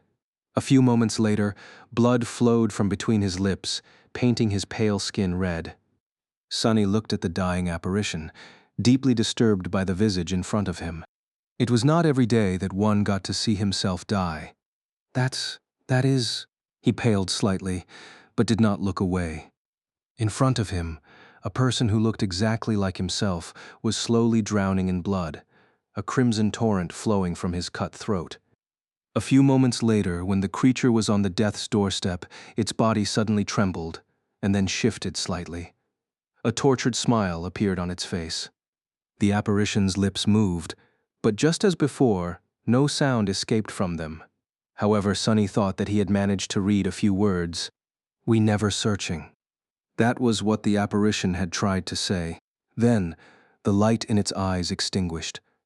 A strange ripple spread over the young man's body, and a moment later, thin cracks appeared on his skin. After a second or two, the creature shattered into a rain of silver glass, which then turned into a stream of light and disappeared. Only one jagged mirror shard remained laying in the grass, reflecting nothing but cold darkness. As Sonny stared at all this in bewilderment, the spell whispered, "You have slain an ascended reflection, mirror beast." Sonny blinked. Wait, what did it just say? The spell, however, wasn't done speaking. "You have received a memory." Chapter 414, Mystery of the Dark Mirror. Sonny stared at the ground, confused. What just happened? Why did the spell call that thing an ascended reflection? What was a reflection? And why was it ascended instead of fallen? How could a nightmare creature be ascended? He frowned. Was it not a nightmare creature? How is that possible? The apparition was definitely not a human, so what else could it be if not one of the Dream Realm's abominations? And one more thing, the spell did not say that his shadow had grown stronger, did it? To make sure, Sunny checked the number of his shadow fragments. Just as he had suspected, it didn't change. He even dove into the soul sea and saw that there was no new shadow among the rows of the creatures he had slain. This is very, very strange. What the hell had he just killed? With a deep frown on his face, Sunny bent down and cautiously picked up the jagged mirror shard that the apparition had left behind. No matter how he looked at it, the shard resembled a perfectly mundane piece of glass, with a thin layer of silver painted over its reverse side. The only strange thing about it was that no matter how Sunny turned the shard, it refused to reflect anything except for an impenetrable veil of darkness. There was also an inscription on its reverse. Sunny's frown deepened when he realized that the inscription was not made with runes. Instead, what he saw were the familiar letters of the human alphabet. They were clumsy and awkward, as if written by a child's hand. There was only one word written on the mirror shard: Beastie. What the hell is that supposed to mean? The mystery of the mirror beast was so strange that for a time, Sunny even forgot about the burning pain in his side. Eventually he whispered, "An echo?" Echoes did not possess souls, so he expected that slaying one would not reward him with any shadow fragments, just like what had happened after Mirror Beast's death. The apparition, however, was obviously not an echo. It was too independent, sentient, and had too much individuality to be a simple copy of a dead nightmare creature. Not to mention that it had been ruling the reckoning for the past few years, with no human master in sight. There was, however, a type of being that it resembled. Sunny threw a dark look at the remains of a tree that had been shattered by Saint's body. In many ways, the strange reflection resembled a shadow. Was the mirror beast a type of echo created by someone's aspect? Its creator must have been incredibly powerful then. If so, where were they? What had happened to them, and why was their reflection wandering the chained aisles in a feral state? There were no answers. It was just a theory anyway. Sunny had no proof whatsoever to substantiate it. Maybe his new memory would give him some answers. He was about to summon the runes, but a sudden pulse of pain reminded him that he was, in fact, still wounded. With a hiss, Sunny clutched at his side and looked around, searching for shelter. He was going to have to tend to his wounds and rest after the fight with Mirror Beast. The memory could wait until after he wasn't bleeding so much. Wrapping the strange mirror shard in a piece of fabric and placing it into his pack, Sunny used some of his last remaining reserve of shadow essence to step through the shadows and appear near the rocky hill in the center of the island. His shadow had noticed a shallow cave there, which was situated obviously behind the foaming wall of the picturesque waterfall. Walking on a narrow stone ledge that led behind the waterfall, Sunny checked that the cave was empty, and then entered its cool shade. The cave wasn't very big, but due to its location and hidden nature, there was no better shelter on the entire island. Rather happy with this discovery, Sunny groaned and lowered himself to the ground. Sending Saint to keep watch outside, he dismissed the puppeteer's shroud, then opened his pack and took out a small box containing several thin needles and a span of silk thread. Staring at the needles with a deadpan expression, Sunny sighed. I hate this part. Due to his awakened body and the nature of blood weave, Sunny could recover from most injuries much faster than any mundane human or even one of his peers would be able to. However, if he wanted to be able to travel again by tomorrow, he still had to take measures. With another sigh, he threaded one of the needles, gritted his teeth, and began suturing the edges of the long cut on his side together. The process was not very pleasant, to say the least, so the cave was full of the sounds of heavy breathing and suppressed curses for a while. Finally, Sunny was done. Washing the dried blood off his body with the help of the endless spring, he grimaced and looked around. Now that he had time to take a better look at the cave, he noticed that it had apparently been used as shelter by another human at some point in the past. There was a circle of stones built to contain a fire, with a bunch of firewood arranged neatly by its side. By now the wood had long rotted, letting Sunny know that the cave remained empty for many years. There was a pack much like his own laying on the cold stones near the fire pit. He limped toward it and took a look inside. There was nothing of particular interest there. Just the usual supplies a traveling awakened would take with them on a long expedition: most of them ruined by the humidity inside the cave and the passage of time.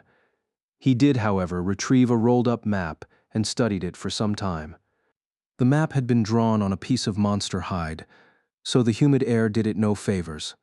Most of it was unreadable, with only a few small pieces remaining intact. Sonny judged that the person who had left it behind was much more knowledgeable about the Chained Isles than he was. Sadly, none of that knowledge had been preserved. The only legible word he could easily read was written near the edge of the tier. It read, "Hope?" Sonny sighed.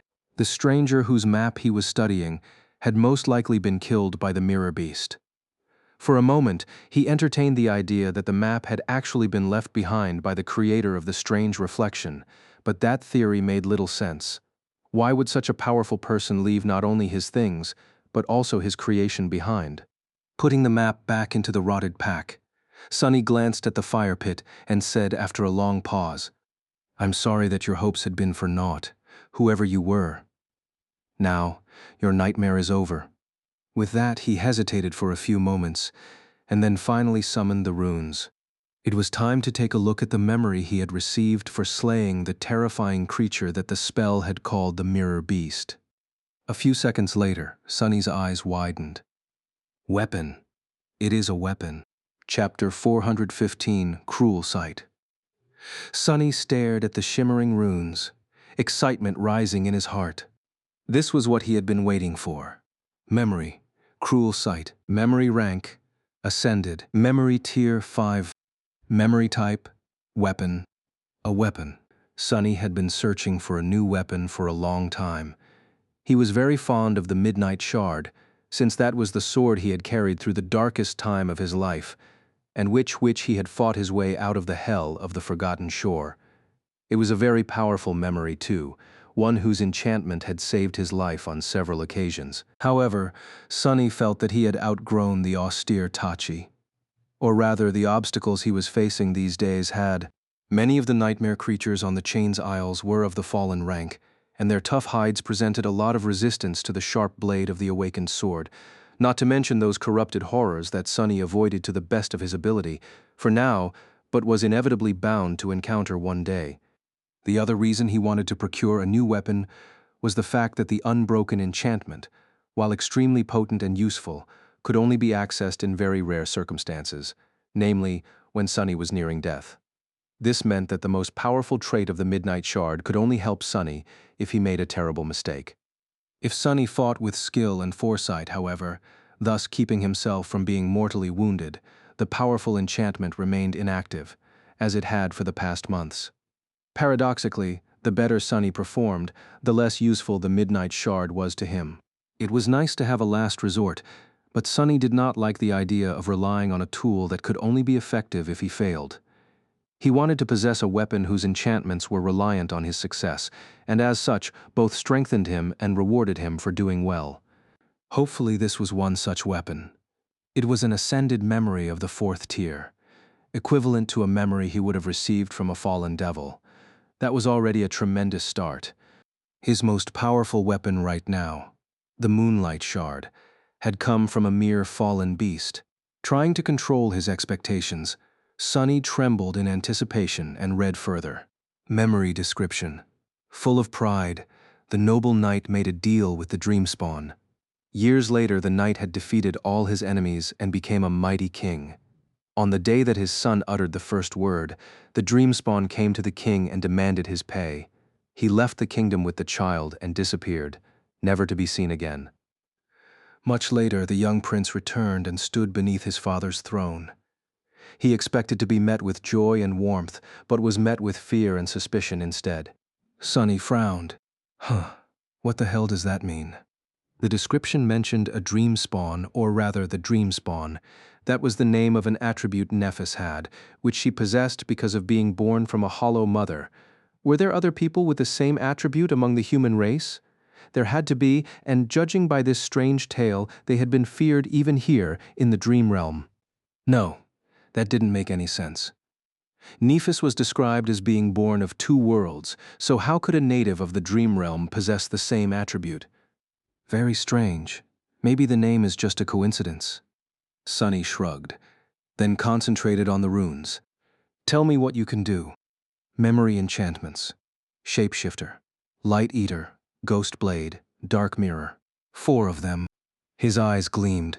Shapeshifter enchantment description.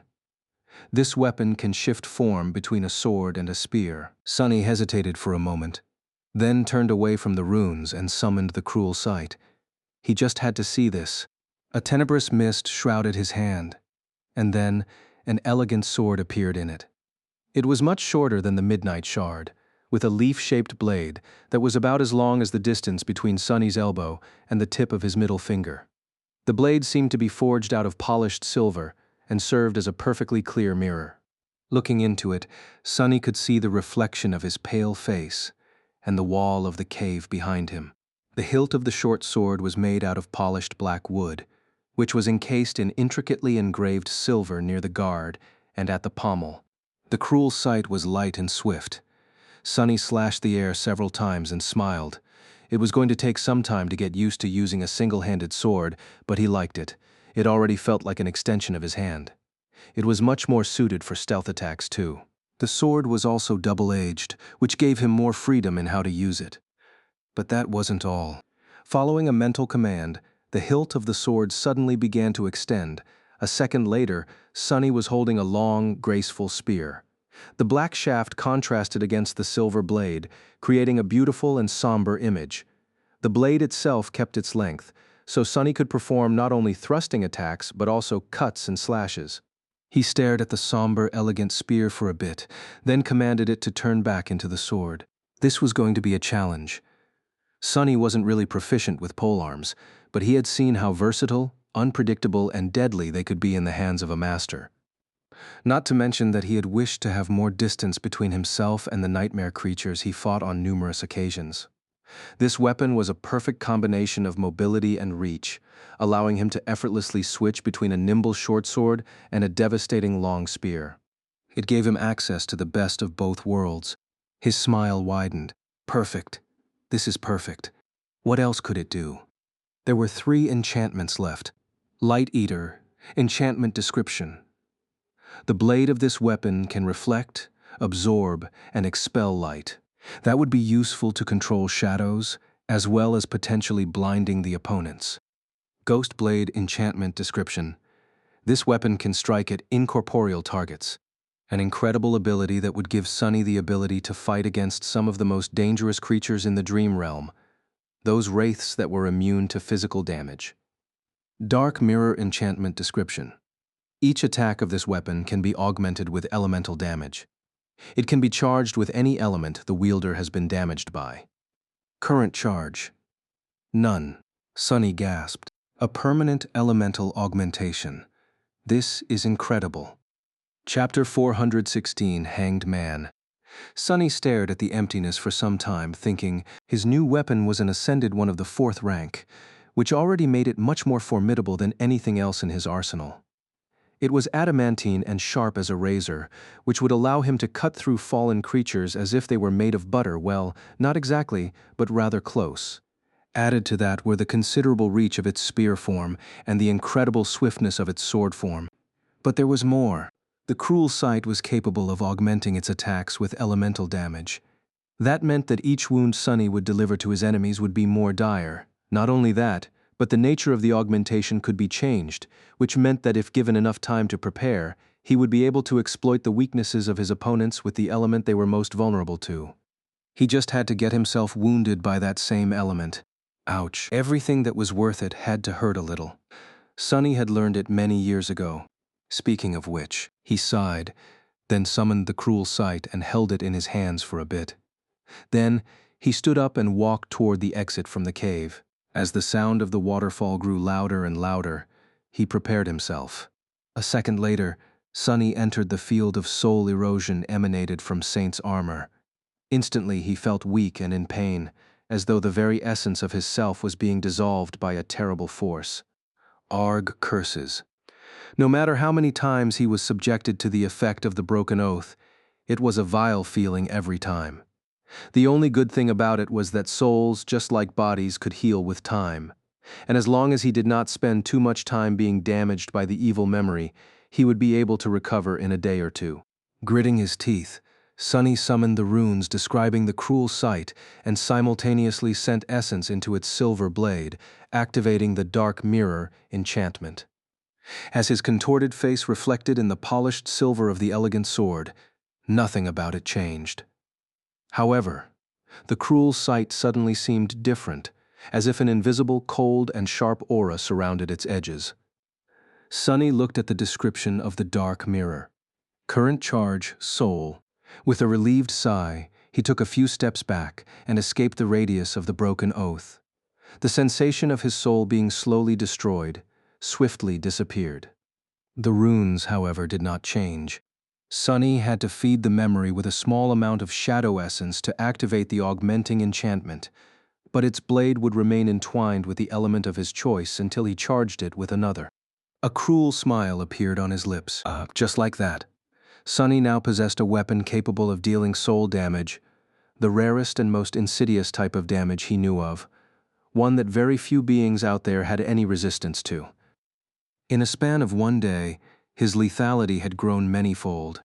Dismissing the somber sword, Sunny turned around and walked back into the cave. I guess I am the true harbinger of reckoning now. His gloomy shadow lingered for a bit, then scratched the back of its head. For once, it had nothing to add.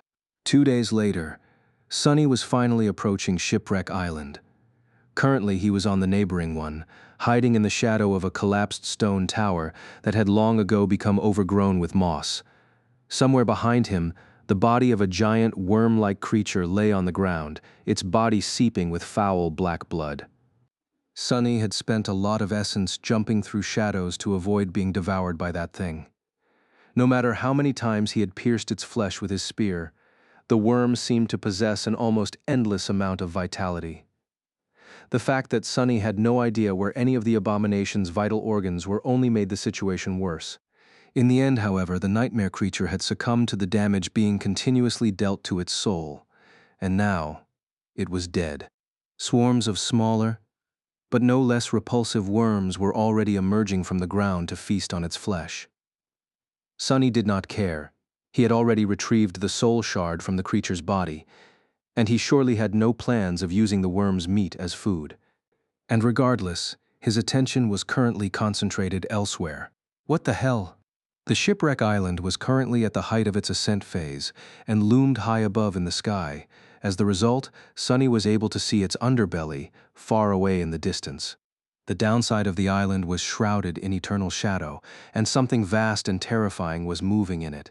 The inhabitants of the dark side were all powerful and unsightly, but the thing nesting under that one in particular was especially harrowing.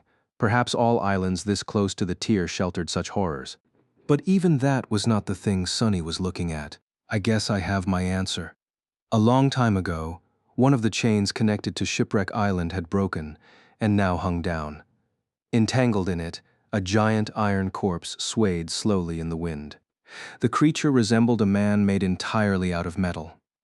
The heavenly chain had coiled around one of his legs, so the giant hung with his head down, his face rusted and severely damaged, his powerful chest was caved in and shattered by some titanic blow, and one of his arms was torn away at the shoulder. This was, without a doubt, the creature whose lost limb gave the name to the Iron Hand Island. The dead giant swayed despondently in the wind, producing sounds of rusty metal scraping against the iron of the heavenly chain.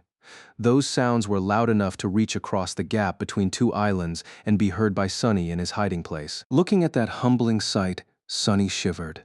Who could have killed such a thing? Of course, there was no way to know. Just like always, finding one answer had immediately presented Sunny with a dozen new questions. Nervously shifting his gaze between the hanged giant and the swarm of worms ravenously devouring their elder, Sunny remained hidden in the shadows and waited. Soon, the rattling of chains announced that the Shipwreck Island was starting to descend. Sunny tensed. It's time. Chapter 417, Shipwreck. The chain leading to the Shipwreck Island was about 4 kilometers long, which was on the shorter side by the Chained Isles standards. As a swift shadow, Sunny would have been able to ride it all the way to his destination in just a few minutes. Sadly, the heavenly chain was currently drawn taut and nowhere near the sky below, which meant that its links weren't covered by a thick layer of shadows. He was going to have to cross it on foot. As the ground behind him started to move, announcing the approach of something far more hungry and terrifying than the swarm of gluttonous maggots, Sonny slid out of his hiding spot, dashed toward the edge of the island, and jumped down. Falling through the vast expanse of the blue sky, he landed on the iron surface of the heavenly chain, rolled down a few meters, and then finally caught his balance. The chain stretched far into the distance, rising higher and higher until it connected with the slowly descending shipwreck island. Unlike how it was with the other pieces of land Sonny had seen in this strange region of the dream realm, the chain didn't simply disappear into the soil, but instead led to a tall stone structure that resembled a castle gate. Two massive pillars rose high into the sky, overgrown by vines and moss. The gate itself had been broken a long time ago, and now the space between the pillars was empty, the wind passing freely through its vast opening. Further away, the corpse of the iron giant continued to sway in the air, his one remaining hand pointed at the sky below. Summoning the cruel sight, Sonny turned it into the spear and cautiously moved forward. The further he walked, the lower the shipwreck island descended, until finally the heavenly chain became almost horizontal. In about an hour, Sonny crossed the abyss separating two isles and approached the stone structure he had noticed from afar. Up close, it was even more monumental. He found out that he had been wrong, though. The pillars did not seem like they had ever served to house a massive gate. Instead, they just reached for the sky, built for some unknown purpose. There were weathered steps cut into each of the pillars, leading all the way to the top. Sonny frowned. Who would be crazy enough to climb that high? Even now that the island had descended, up there on top of the monumental pillars, the crushing must have been suffocating. With a shrug, he used the dark wing to glide upward and climbed onto a wide stone platform between the pillars. From here, the remains of an ancient road led further into the island. Following it to reach the top of a low hill, Sonny stopped and looked down, at the site of the peculiar landmark that gave this place its name. At the very heart of the desolate island, a large wooden ship lay broken on the ground. It must have been beautiful and magnificent once, but now, all that remained of its former glory were the fluid lines of the graceful and narrow hull. The ancient wood somehow remained untouched by the passage of time, but the bow of the ship was completely shattered. There were also large breaches here and there along the length of the wreck, and green vines covering large sections of it. What was a ship doing at the heart of a land that had no rivers and no seas remained a mystery. But Sonny became hypnotized by the sight of a crushed vessel for a completely different reason. A triumphant spark appeared in his eyes. "I guess I am in luck today." With a dark smile, he shifted his gaze and looked at the tall mast of the ship. A dead, withered tree coiled around it, its naked branches stretching into the sky like bones. Sonny recognized that tree, even if it looked very different from how it was depicted on the reverse side of the mysterious coins, full of life and in bloom. This was the same ship he had seen before, which meant that the coin might have come from inside the wreck, or at least was connected to it somehow. Initially, Sonny had only planned to scout the vicinity of the island and search for the traces left by the dead chain worm. But now, he felt as if this scouting expedition could actually lead him directly to the treasure he so desperately wanted to find. What were the chances that the coins depicting the strange ship came from somewhere else? Close to zero, most likely. Now, he only had to sneak into the wreck, explore it, and return in one piece, which was not an easy task, considering how close to the tier the island was. Sonny could not see any nightmare creatures moving across its surface, but he knew that there had to be some, and that they were going to be of the truly dreadful kind. Still, he wasn't going to turn back now. It's worth it. Sonny spent some time observing the island. No matter how hard he looked and how much his shadows roamed around, he couldn't see any abominations anywhere near the ancient ship. That didn't mean there were none, though. It just meant that they were better at hiding than he was at looking. After a while, Sonny frowned and summoned Saint. The taciturn demon stepped out of his shadow a few hundred meters down the slope of the hill and indifferently looked around. Then, she dismissed her bow and instead summoned a melee weapon. The midnight shard appeared in her hands, its austere blade reflecting the black onyx of the shadow's armor. The two suited each other very well. Saint turned her back to Sunny, raised the long tachi, and calmly headed toward the distant wreck. After 30 seconds or so, he left his shelter and followed, keeping to the shadows. Minute after minute passed in tense silence. Despite his expectations, they didn't meet any powerful abominations. The island was quiet and deserted, covered only by overgrown ruins, vines, and piles of broken wood. When they were halfway to the ship, however, something finally changed. As Saint approached one of the piles of debris, it suddenly moved, and then assembled itself into the shape of a tall, menacing humanoid creature, its hands ending in long, jagged blades.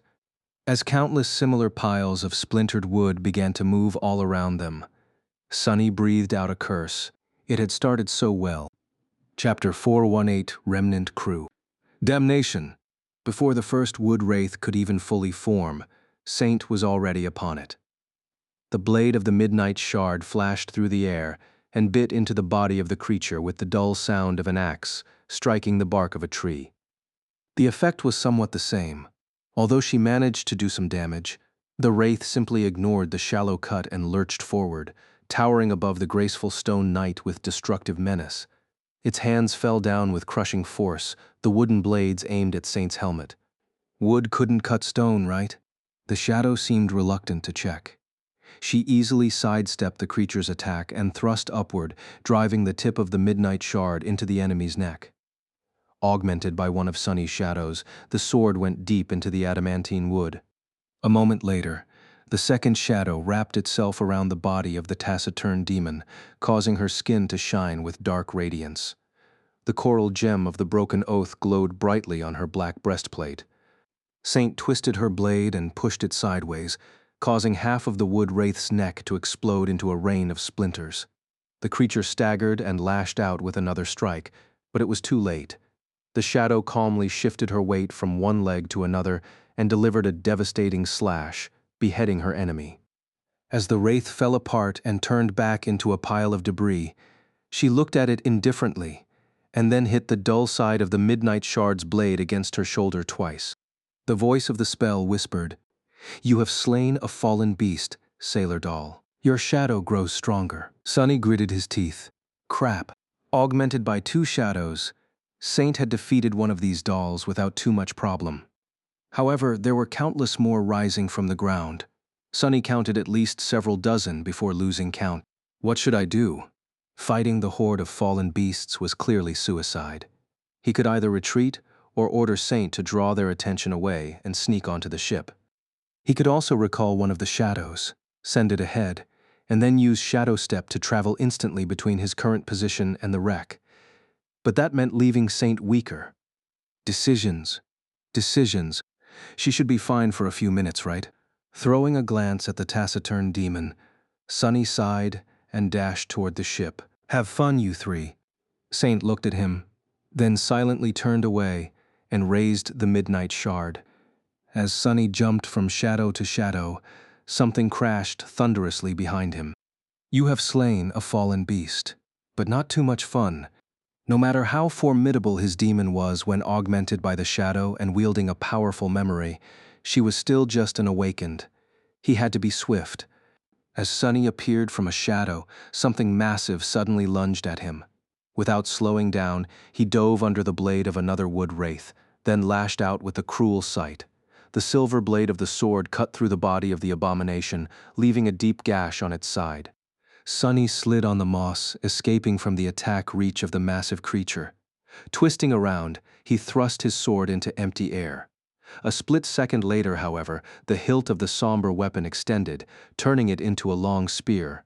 The silver blade pierced the chest of the wood wraith with surprising ease. The sailor doll was still alive, but its soul was damaged. It staggered and took a step forward, driving the spear deeper into its flesh. Sunny tilted his head, then dissolved into shadows and appeared behind the creature. A moment later, the moonlight shard pierced its head. "You have slain a fallen beast, Sailor Doll. Your shadow grows stronger." Sunny retrieved his weapons. "You have slain..." Saint was busy too. Glancing back, he saw that she was close to being surrounded by a mass of menacing wooden creatures. Not good. Not wasting any more time, Sunny turned away and continued moving toward the wreck. A few minutes later, Sunny reached the broken ship, dove into one of the breaches in its hull, and hid in the shadows. Then he immediately dismissed Saint, making sure that nothing posed an immediate threat to him. He then quickly checked on the taciturn demon in the Soul Sea. The Shadow had received several wounds in the fight against the swarm of wraiths, but none of them were too serious. She was going to have to spend some time restoring herself in the nurturing black flames of the Shadow Core. Still, rest well, Saint. You deserve it. Sunny hesitated for a few moments, then retrieved the memories he had entrusted to her. Who knew what he was going to encounter inside the ancient ship? It was better to be safe than sorry. Looking around, he studied the interior of a small room he had found himself in. Sunny had no knowledge whatsoever of what the insides of a ship were supposed to look like, let alone of an archaic wooden vessel like this one. That was why he couldn't even guess what purpose this cabin had been intended for. All he saw were piles of debris, absolutely mundane, for a change, and thick brown vines covering the walls. The air was stale and murky. It smelled a little sweet. Oh, crap. Here we go again. With a subtle shudder, Sunny stared at the strange reddish-brown vines. Those things, without a doubt, were alive. They were also the source of the sweet smell permeating the air that Sunny was currently breathing. What was even worse, they were obviously just a small part of some much, much larger organism. As a strange feeling appeared in his lungs, Sunny sighed, took a piece of cloth from his pack, and wrapped it tightly around the lower part of his face. Blood weaved to the rescue. Let's see what's inside. He only took a few steps when something gleamed on the floor in front of him. Bending down, Sunny picked up the small object and stared at it with a complicated expression. A heavy golden coin rested in his palm. Chapter 419, Eureka. Grasping the coin in his fist, Sunny took a step forward, then cautiously walked around a thick vine sprawled across the floor of the small cabin. Or was it a wall? Since the ancient ship was laying on its side and at an angle, it was hard to differentiate the floor from the ceiling. The surface beneath Sunny's feet was skewed, forcing him to bend to be able to keep balance. The piles of debris and the vines weren't making things any easier for him. By now, Sunny was almost sure that the vines were a part of a larger creature. His suspicion only grew when he climbed through the narrow doorway and left the cabin. Finding himself in a wide corridor, Sunny felt that the sweet smell permeating the murky air became much stronger. Here, everything was covered by a thick layer of reddish moss, with twisted vines growing through it as they stretched in every direction. Sunny could not help but feel as though he was now inside some giant being, with the wooden carcass of the ancient ship serving as its bones, the moss representing its flesh, and the vines being its veins. The warm breeze that blew through the wreck at rhythmic intervals reminded him of slow breathing of a slumbering giant. It came from somewhere deeper in the ship, bringing with it the sickeningly sweet smell, and then disappeared for a dozen seconds, only to appear again. Let's, not do anything to awaken that thing, then. Sunny thought for a few moments, and then decided to keep both shadows wrapped around his body instead of sending them to explore the ship. In situations where a confrontation with an unknown enemy could happen at any moment, having them close by was of paramount importance. At least that approach had saved his life many times in the past. Taking a step forward, he felt the moss spring under his foot, and then swayed. His vision blurred slightly. Arg. His worst expectations did not come true.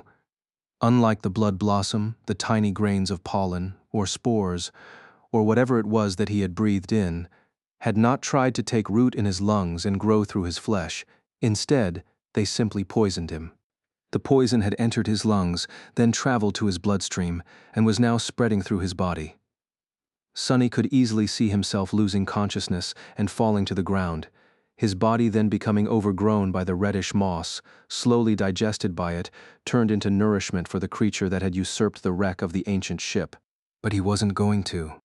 As soon as the poison entered his bloodstream, Bloodweave went into a frenzy. It seemed to really dislike anything alien invading its territory. Slowly but surely, it went about destroying the toxin. Sunny just had to endure the pain, summoning the cruel sight.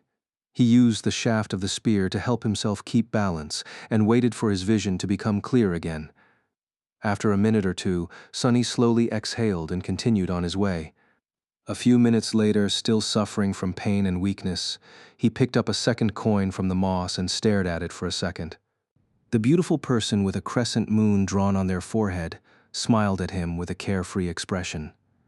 Sonny frowned in response. "What are you so happy about, fool?" Turning away, he noticed another coin gleaming in the moss a couple of meters further down the corridor. It was almost as if someone left these coins here like breadcrumbs to lead an unsuspecting treasure hunter to their prize. Very convenient. Full of unease, Sonny walked over to the third coin, picked it up, hid it in his pack, and then cautiously moved deeper into the wreck. Soon, he approached a wall with a massive gate barring it. The wooden surface of the wall had cracked and was bent outward, as if something was pressing heavily on it from the other side. The vines out here were especially thick and vernicose, shining in the beams of sunlight that fell through a wide hole in the hull of the ship right above. The sweet smell in the air was almost overwhelming. Sonny stared at the warped wall, a grim expression on his face. Although he could not see through it, he could feel the shapes of shadows on the other side. Hidden from him by the thick bulkhead was a much larger, vast and open space. He judged it to be the main cargo hold of the ancient ship, and in it, something massive was moving, slowly expanding and contracting. Brown vines that had devoured the wreck all originated from that place. The sickening breeze that blew through the ancient ship from time to time came simultaneously with the contracting of the massive shadow. Sonny lingered for a while, then decided that he had no desire to disturb the slumber of that being. Instead of trying to open the door, he jumped up, grabbed the edges of the hole above him, and climbed onto the exterior of the ship's hull.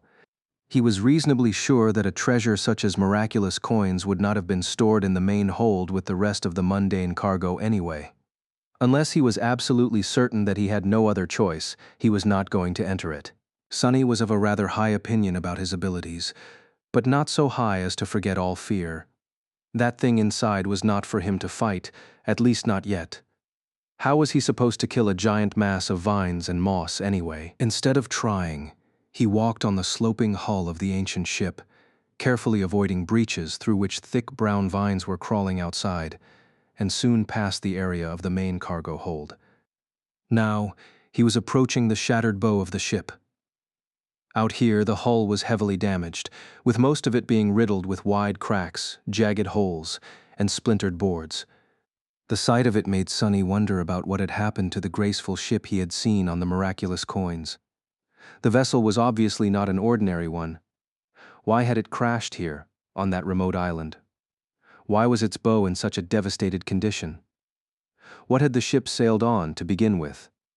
Had it just flown through the skies? If so, maybe the crushing had gotten to it. Feeling that he wouldn't be able to remain hidden in the shadows on this treacherous surface, Sonny crawled back inside and landed softly on the carpet of moss. Just a few steps from where he found himself. Several golden coins were gleaming on the ground, with one more laying further down the dark corridor. Sonny cautiously gathered them, then moved deeper into the wreck. It wasn't long before he found the compartment that must have served as the ship's treasury. He knew that there was something special about it instantly, simply for the fact that the floorboards around the heavy door were the only place on the entire ancient ship that was completely free of the reddish moss, the vernicose vines, and the air near it was void of the sickeningly sweet smell of the poisonous spores. Standing in front of the door, Sonny smiled. Eureka! Chapter 420, Amazing Chest Ahead. Sonny approached the heavily reinforced door and tried to sense if something was moving on the other side of it. There was nothing. It didn't feel as though something dangerous waited for him inside the treasury. On the contrary, with how fresh the air was and how clean the floorboards were, the treasury looked almost inviting. He wasn't entirely convinced, though. Sonny lingered for a bit, then commanded one of his shadows to separate itself from his body and slide under the door. It was going to remain very close, so he was willing to risk weakening himself for a bit. How do I even open this thing? A moment later, Sonny grimaced and covered his face with a palm. When did I become this stupid? Looking through the eyes of the happy shadow, he saw the armored compartment in its entirety. It was a large room, with a high ceiling and 3 heavy chests standing in its center. The entire back wall of the treasury, though, was missing, letting in a flood of sunlight through the jagged edges of a massive breach. Of course it's missing. The chain worm had to have gotten inside somehow after all. Sunny doubted that the demon could have fit through the door of the treasury, let alone politely lock it behind itself after leaving. He sighed, then shook his head and decided to attribute this momentary lapse of judgment to the taxing nature of having to endure the pain of being poisoned. No one was there to witness him making a fool out of himself anyway. Regardless, there was no terrifying nightmare creature laying in wait on the other side of the reinforced door. Nothing was going to attack him if he entered. Sunny considered climbing back on top of the hull of the ship and finding a way to enter through the breach in the back wall of the treasury, then simply stepped through the shadows and appeared inside. He was too excited and impatient to waste any more time, not to mention that the more time he spent here, the more chances there were of something going terribly wrong. If there were really hundreds of coins in one of those chests, though that would be a trophy to put all other trophies to shame. A find of a lifetime. Sunny waited for a couple of seconds, letting his eyes adapt to the bright light of the sun, and then studied the 3 chests standing in the middle of the armored compartment. All 3 were open. 2 stood empty, but the third, his eyes widened in shock. The third chest was long and adamantine, its dark wood reinforced by strips of dull metal. It was large enough to fit an adult man, and filled to the brim with heavy gold coins. Some spilled out of it and were laying on the floor in a tantalizing pile, showing either the beautiful face of the mysterious charmer or the reverse depicting the ancient ship. Thousands. There are thousands of them. Sunny felt his heart skip a beat and swayed slightly. In front of him was a treasure that would take him all the way to forming a third core, and then some. With this many miraculous coins, Sunny would be able to annihilate the gap between himself and Nephis, maybe even overtake her. This can't be true. He instinctively wanted to think that it had been far too easy, but it wasn't, really. He had almost died while fighting the Mirror Beast, allowed Saint to be injured in a fight against sailor dolls, walked through the poisonous darkness of the ancient wreck. If it wasn't for the blood weave, he would have been already dead. How many people out there could boast about carrying the legacy of a daemon in their veins? For almost anyone else, this trip would have been fatal. Not to mention that very few could have made the series of discoveries and logical conclusions that would lead them here. So no, it wasn't too easy to get to where he was currently standing. It wasn't easy at all. And anyway, Sunny was due for a bit of good luck. Recently, nothing had really gone his way. Take this whole mongrel fiasco, for example, or everything that had happened in the Crimson Spire. The heavy chest stood silently, surrounded by sunlight. The golden coins shined in the bright radiance, inviting him to come and take them. Sunny gulped. This sight was so beautiful, his eyes gleamed with avarice. "Don't mind if I do?" Taking several steps forward, he approached the chest. "Gold is heavy. How am I going to carry all of this back to the sanctuary? Damnation! I won't be able to enter the shadows with all that burden too. That is a problem." He reached for the coins, but then stopped suddenly. His hand hovered just outside the invitingly opened chest. Something wasn't quite right. Sunny frowned. "What is it, huh? Maybe I can bury the chest and make several trips, wait. No, what's wrong here?" His frown deepened. There was no danger inside the treasury, nor was there anything moving outside of it.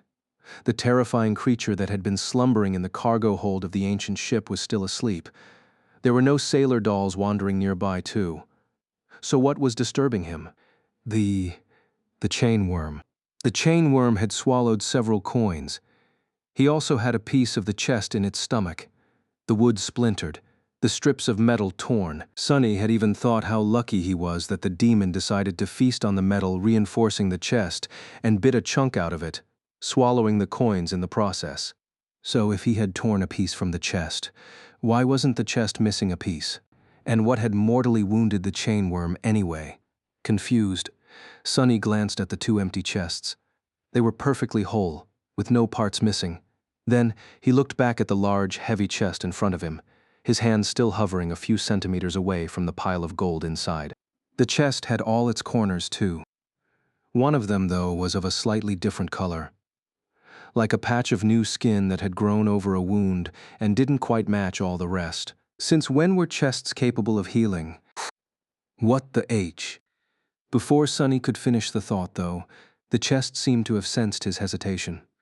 It suddenly lurched forward, and as massive jagged teeth suddenly appeared from beneath the gold, its heavy lid closed on Sonny's hand with a sickening sound of breaking bones.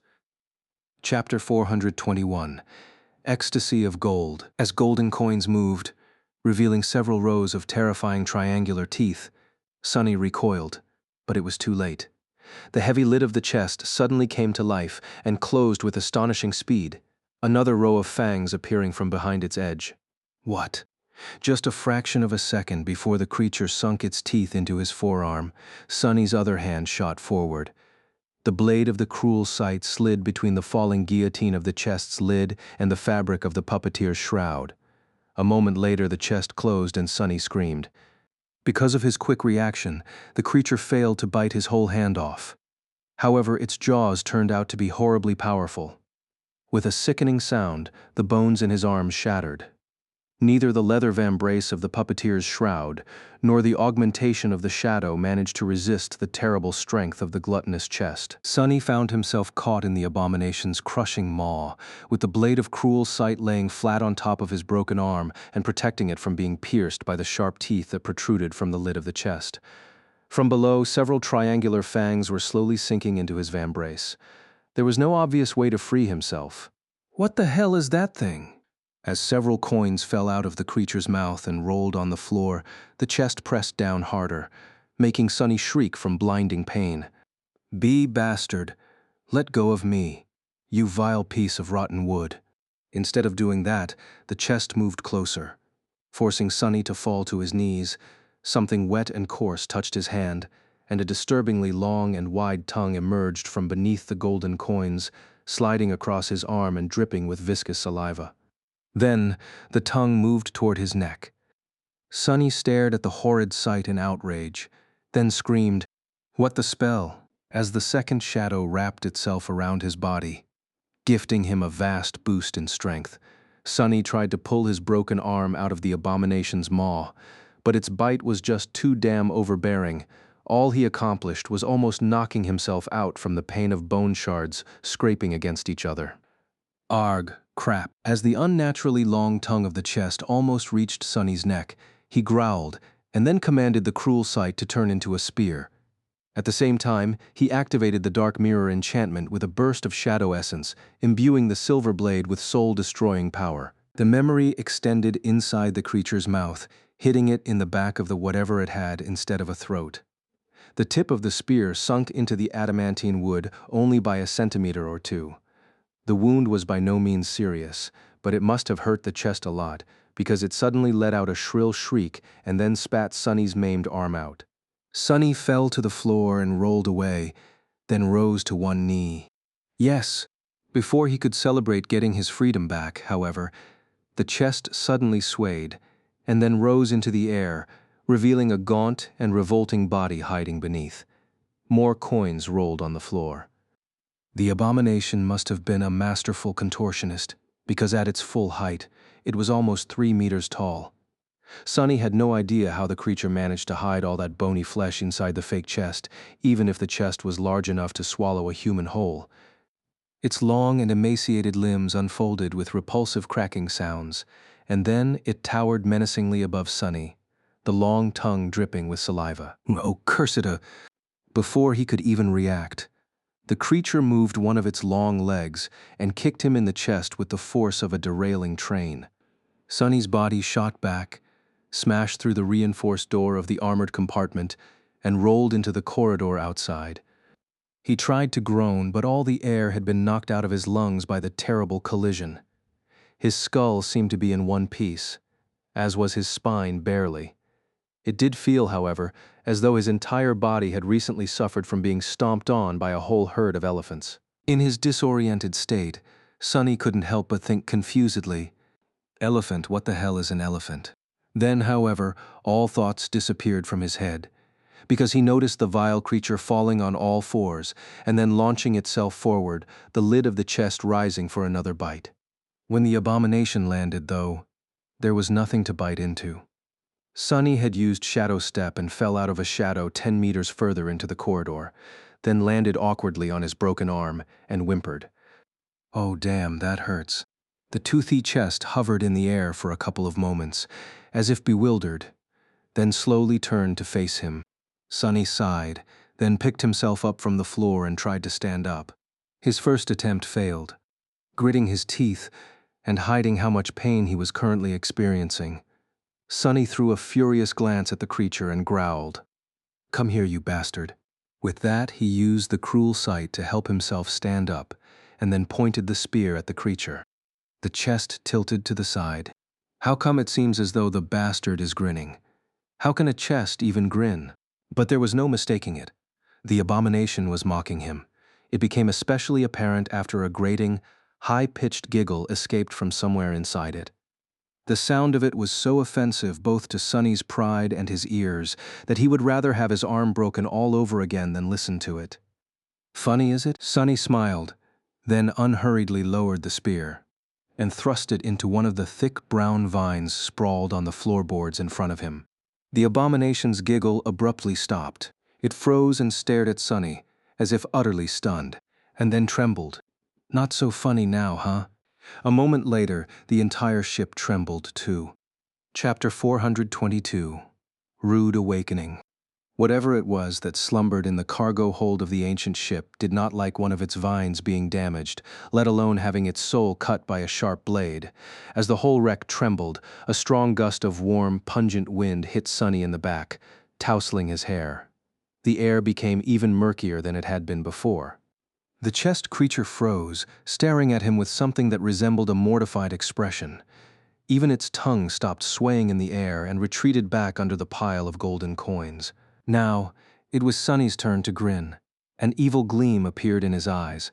Retrieving the cruel sight, he said, "Goodness gracious, how clumsy of me."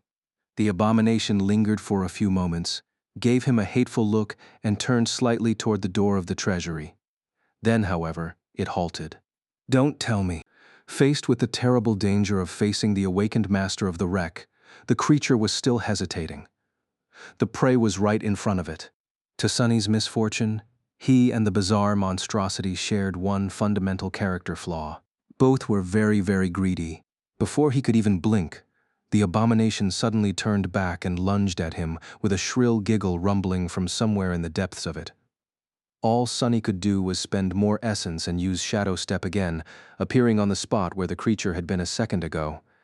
As he slipped on the debris of the shattered door and fell, the abomination shot through the air and crushed into the wall of the corridor, pulverizing the wooden boards and getting entangled in the vines covering them. It huffed and puffed, then tried to extricate itself from the mess of glistening vines. However, they wouldn't let go. In fact, as Sonny watched in horror, the whole corridor moved. The reddish-brown mass that it was overgrown with rippled, and the thick vines crawled toward the trapped creature, long thorns suddenly appearing on their vernicose surface. The abomination giggled again, this time nervously, and doubled its efforts to free itself, slashing at the vines with its talons and biting into them with its terrifying teeth. As sickeningly pungent juice flowed into its maw, the creature shuddered. Crap! Crap! Crap! Turning on his stomach, Sonny lunged himself forward and rolled into the treasury. Here there were no vines and no moss, only 2 empty chests and a scattering of gold coins gleaming on the floor. As he hesitated, thinking of what to do next, something crashed with a deafening noise in the corridor behind him, and a moment later, the tall silhouette of the gaunt monstrosity appeared in the doorway. Sonny's eyes widened, and he brandished the cruel sight, preparing to defend himself. The abomination, however, did not pay him any attention anymore. Jumping over Sonny, it landed in the middle of the armored compartment and then ran as fast as it could toward the breach in the back wall. Without stopping even for a second, it reached the breach and dove through it, escaping the awakening wreck. Sonny followed its escape with his eyes and then blinked. Huh! Then, His gaze fell on the floor of the treasury. The coins were still there, glinting in the bright sunlight. They didn't disappear or dissipate after the creature had run away. The coins were real. They're real. As the ancient ship shook and trembled, and the mass of vines crawled toward the treasury, Sonny gritted his teeth and lunged toward the coins, grabbing them and pushing them into his pack. Real, they're real. He was in such a hurry to gather all the coins that he even cut himself slightly on the piece of mirror that was still stored in the pack. Ouch! If these coins are real, then the rest of them inside that damned chest are real too. Perhaps there weren't as many as he had thought, since the chest turned out to have a false everything. But just the top layer that was visible to the naked eyes had to contain 1,000 or more coins at least. As Sonny hunted down the last shiny golden disc left in the treasury, his attention was elsewhere. It was concentrated on his shadow, the one he had hidden in the abomination's own shade when it jumped over him. Now the shadow was following the bizarre creature as it ran toward the edge of the island, its gangly arms swaying in the air. Sonny expected it to be assaulted by the sailor dolls, but the menacing wood wraiths seemed to be retreating from the wreck themselves. Some even dropped to the ground, turning back into piles of debris. The ground was moving. Well, what do you know? He thought that the dolls learned to fall apart and reassemble themselves as a way to combat the crushing, since many nightmare creatures on the Isles had adapted to its harsh reality in one way or another, but maybe this peculiar ability had initially been just the means to hide themselves from the being that inhabited the wreck. In any case, he couldn't let the chest escape. Not when 1,000 shadow fragments were hidden inside the abominable thing. Palming the last coin, Sonny threw the pack over his shoulder, then picked up the cruel sight and stood up. A determined expression appeared on his face. The abomination was already halfway to the edge of the island.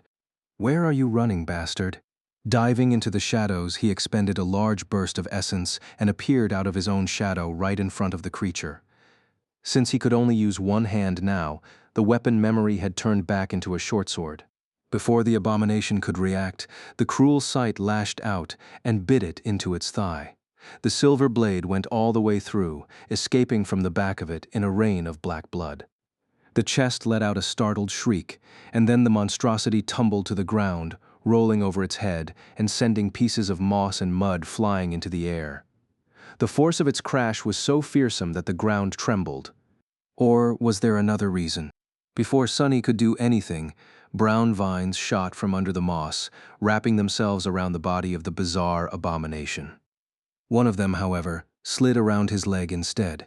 Chapter 423, Risk and Reward. Not good. The vine wasn't as large as some of the ones Sonny had seen back on the ancient ship, but it was still as thick as a man's arm, with curved black thorns protruding from its glistening surface. The vine brought the sickeningly sweet smell with it. Sonny hacked at it with the cruel sight, but barely managed to break the vine's skin. As a fine aerosol of aromatic juice shot into the air, the damned thing moved. His eyes widened. The vine easily shredded the leather boot of the puppeteer's shroud, as if the awakened armor of the 5th tier was made out of tissue paper. Before the sharp thorns could saw off his foot, however, Sonny cursed and brought the cruel sight down once more, this time augmenting the silver blade with both of his shadows. The short sword hacked through the vine, severing the stretch of it that was wrapped around Sonny's leg. The rest of it didn't like being cut one bit. Surging forward, it aimed at his torso. Several more appeared from beneath the moss and shot at Sonny too. However, now that nothing was holding him, he could finally use Shadow Step again. Before the vines reached his body, Sonny turned into a shadow. Safe and sound in their tranquil embrace of the darkness for now, at least he slid a few meters away and stared at the struggling abomination. The creature was entangled by several thick vines which moved across its body, leaving bloody trails on it. Sparks flew as the black thorns scraped fruitlessly across the adamantine surface of the wooden chest, though it seemed to be much tougher than the rest of the creature's body. The monstrosity gathered its limbs underneath it, then pushed with all its might. Trying to stand up, an angry shriek escaped from its maw. The vines were trying to hold it down, but either they were much weaker here, far away from the wreck, or the abomination was much stronger than Sunny had thought.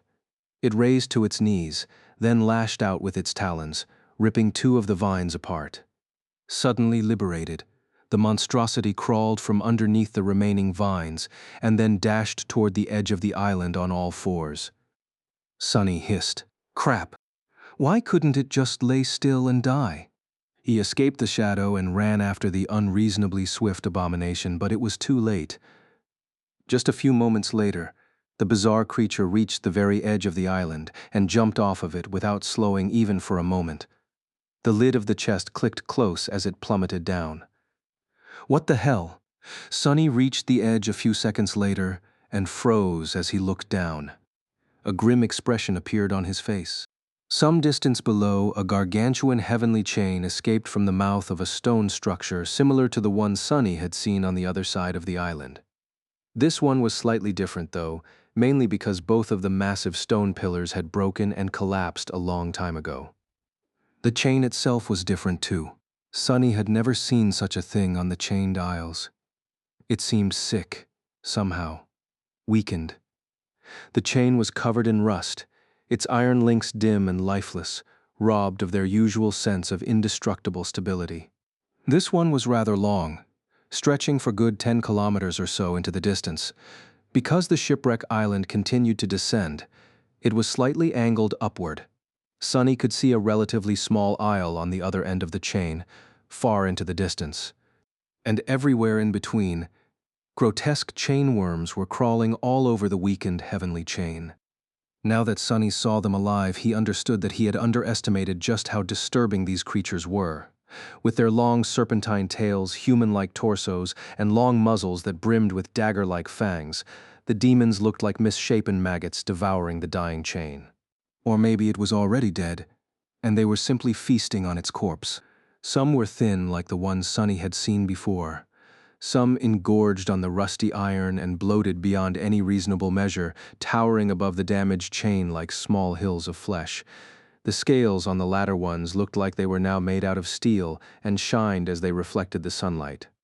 Those who had not satiated their hunger yet were much thinner and flew around, resembling giant metal dragonflies. Crap! The damned chest creature landed directly on the rusted heavenly chain, gathered its long limbs, and dashed away from the shipwreck island, swaying dangerously as it went. From time to time, it fell to all fours and launched itself into the air, jumping from one link to another. It wasn't long before the bizarre abomination encountered a chainworm.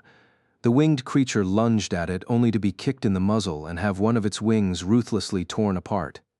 The chest creature tossed the maimed chainworm back toward the island, where its body was suddenly grabbed by a long root that lazily extended from the darkness of the dark side, then disappeared from view. The abomination took in the terrible sight, giggled, then turned around and continued running away. Sunny hesitated. His prize was getting away. But the small island he could see in the distance had to be the Twisted Rock, the isle directly bordering the tear. There would be no more land to escape to if he went there. And the only chain that connected Twisted Rock to the chained isles was currently being devoured by the demonic worms. It didn't seem to be on the verge of collapse just yet. However, how would Sunny know? It's not like he had seen a heavenly chain break before. Perhaps it was time to give up on his pursuit and turn back.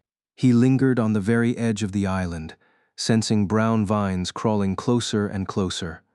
Risk it all or retreat and lose the chance to get his hands on the miraculous treasure forever? Nephis was about to become a devil in just a few days.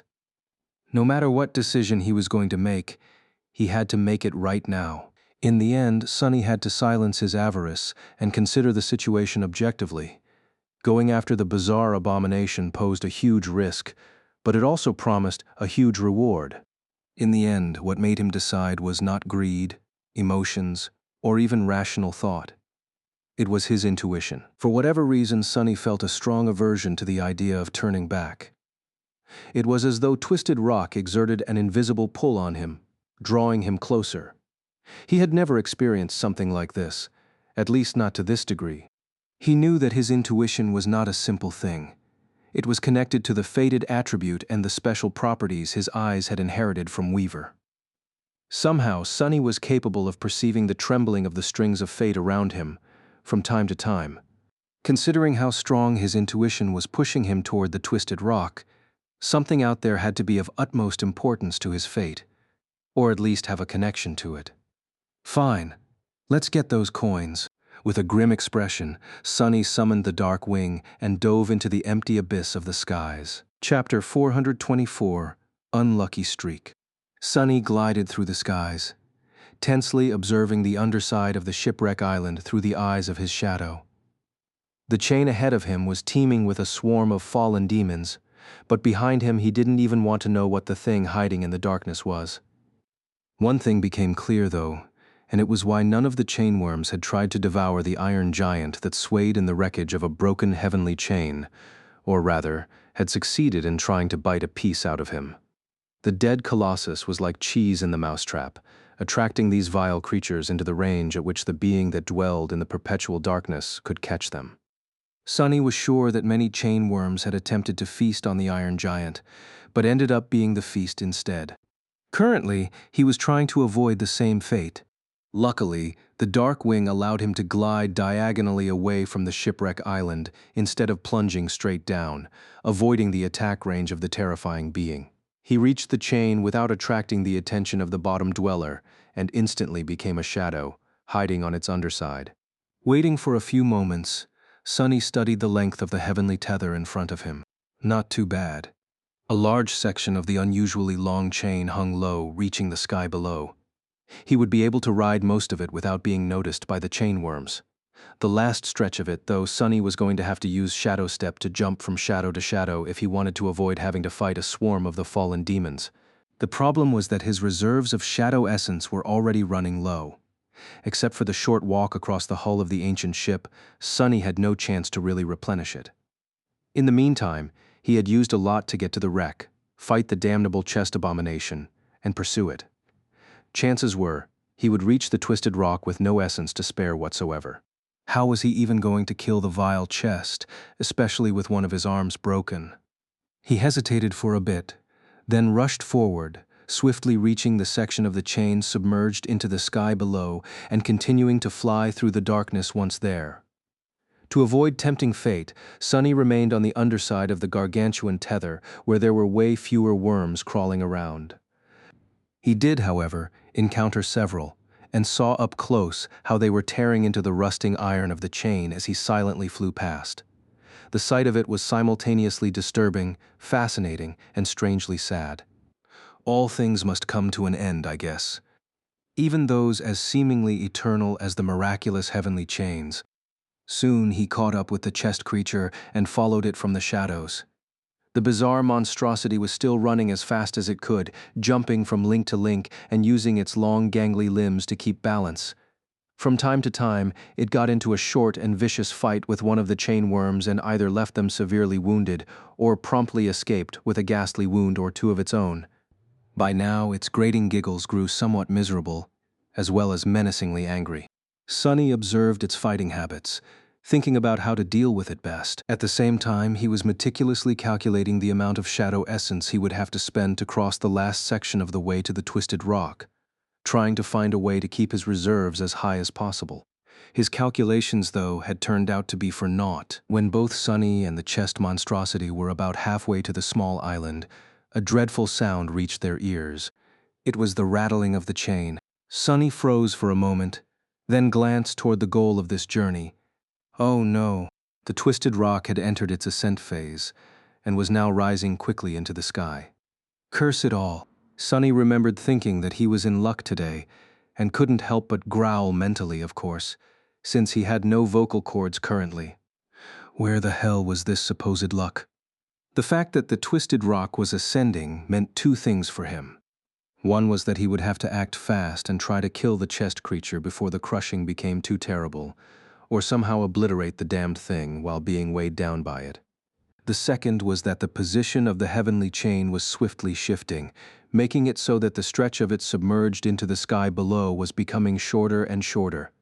This meant that he would have to spend much more essence to reach the island without attracting the attention of the swarm of chainworms. And he didn't have a lot of essence to spare, to begin with. Damn it. As the angle of the chain increased and the bizarre monstrosity swayed, then fell on all fours and rushed forward even faster. Sonny tried to deal with the resentment growing in his heart and followed it. Was my intuition wrong? Things didn't seem too good for him right now. Soon, the two of them emerged from the darkness of the sky below and saw the sunlight again. The chest creature seemed indifferent to it, but to Sonny, it was an ill omen. Out here in the sunlit expanse of the sky above, the heavenly chain was not covered in an uninterrupted layer of shadows anymore. That meant that he couldn't move through it unobstructed. Instead, Sonny had to either step from one shadow to another if they were close enough, or send his own forward and make use of it to jump over long stretches of brightly lit parts of the heavenly tether. Damn it. Knowing that there was no other choice now, Sonny burned through his essence in order to not fall behind the rushing monstrosity. Soon his reserves grew dangerously low. It was still enough to reach the twisted rock probably, but once there, he would have to fight while both of his cores were nearly empty. That meant no bursts of speed, strength, and resilience that he had already gotten used to. No access to active enchantment like the Dark Mirror. No more using Shadow Step to escape dangerous situations, at least for a while. And added to all that, one of his arms was broken and completely useless. Oh, and there was also the crushing. If Sonny had teeth in his shadow form, or a mouth for that matter, he would have gritted them right now. Full of dark emotions, he thought. Doesn't matter. I'm getting these coins even if it kills me. Chapter 425, Twisted Rock. Soon, the vile creature drew close to the twisted rock. It crouched near the vertical stone wall of the floating island, giggled, and then suddenly shot upward, jumping no less than 20 meters high. Its talons pierced the weathered stone, and the abomination nimbly climbed up, soon disappearing from view. Far below, on the rusted surface of the damaged heavenly chain, a hunched human figure suddenly appeared from the deep shadows. Sonny felt the chain sway as the island rose higher and higher, then looked up with a dark expression. In this direction, Twisted Rock was the last piece of land before the empty expanse of the tier. It also only had one iron tether connecting it to the rest of the chained isles, so now that the bizarre monstrosity was up there, it had nowhere else to run. With a pained grimace, Sonny summoned the Moonlight Shard, cut one of the straps off his pack, then tied it around his neck to create a makeshift sling for his broken arm. He was going to have to set the bones and make a proper splint later, but for now this was going to have to do. With his arms secured and cradled against his chest, Sonny waited a few seconds for the sharp pain to subside, then activated the dark wing and used the prowling thorn to fly up the overhanging slope of the stone island. The dragonfly cloak only allowed him to levitate if there was a surface beneath it to support the enchantment. If there wasn't, he was only able to slowly glide down instead of falling without any control. So, to travel up, he had to either push off of something or pull himself towards something. The prowling thorn made that process easier. Due to the burden of the early stages of the crushing, Sonny had to exert more strength than usual to propel himself upward. After using the heavy kunai to do so several times, he finally crested the edge of the twisted rock and soared a few meters above it. The twisted rock was a dreadful and miserable place. The island was rather small, and all of its surface was nothing but an uneven expanse of dark stone. That stone, however, looked really strange. It was as if once, a long time ago, it had been melted by unimaginable heat and then abruptly solidified again, creating strange shapes and swirls. Here and there, blackened bones protruded from the molten stone, telling the tale of countless humans and beasts who had drowned in that scorching inferno. The sight of them was eerie and disturbing, like something torn from the actual hell. Thrown down by the crushing, Sonny landed heavily on the dark stone and swayed, then supported himself with the shaft of the cruel sight. His graceless arrival made enough noise to attract the attention of the chest fiend, who was crouched a dozen or so meters away. The creature froze, then turned around and faced him. Sonny scowled. A mangled corpse of a chainworm was hanging from beneath the half-closed lid of the chest. As the creature turned, the tail and claws of the dead fallen demon scraped across the molten stone. The bizarre abomination stared at Sonny for a few moments, then opened its maw and swallowed the remainder of the chainworm whole. Despite the fact that the demon was at least 5 times bigger than the chest that served the fiend as the head, it somehow disappeared inside without leaving a trace. The creature licked the blood off its sharp teeth and giggled. This time its laugh sounded rather hateful. A cold smile appeared on Sunny's lips. "Right back at you, bastard." As the fiend rose to its feet, towering above Sunny menacingly at its full 3 meters of height, the cruel sight shifted and turned into a somber short sword.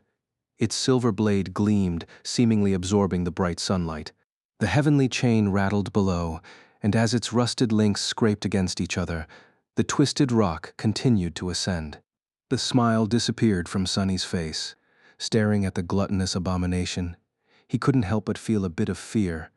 The thing was tall, fast, and incredibly strong, much stronger than he was, especially now that his reserves of shadow essence were almost completely drained. Despite the fact that it was heavily wounded, both by his sword and by the claws of the chainworms, it still appeared agile, vigorous, and full of murderous spite. However, this fight was not going to be as suicidal as it might have seemed. There were 3 main reasons why Sunny felt confident in his chances of defeating the bizarre abomination. The first one was hanging on a thread tied around his neck. It was a beautiful amulet in the form of a crimson flower, the blood blossom. The fiend was bleeding heavily from the deep cut on its thigh, which had been left there by the sharp blade of the cruel sight, and from a multitude of ugly wounds delivered to the gaunt body of the monstrosity by the chainworms it had fought while traversing the heavenly chain. The more black blood flowed from those wounds, the more the morbid charm memory enhanced both the puppeteer's shroud and the cruel sight, as well as any other memory Sunny would want to use. The second reason was rather simple, and it was the fundamental difference between the two of them. The abomination might have been stronger and faster than Sunny, but it lacked his combat skill and insight. As long as the gap in power was not absolutely overwhelming, a polished technique could turn the tide of any battle. More than that, fighting things that were bigger and more powerful than him was more or less Sunny's specialty by now. However, the third reason was the most important, and the one he hoped to exploit the most. Yes, the fiend was stronger than Sunny, but it was also much, much larger and heavier than him. That meant that it was going to be affected by the crushing much more.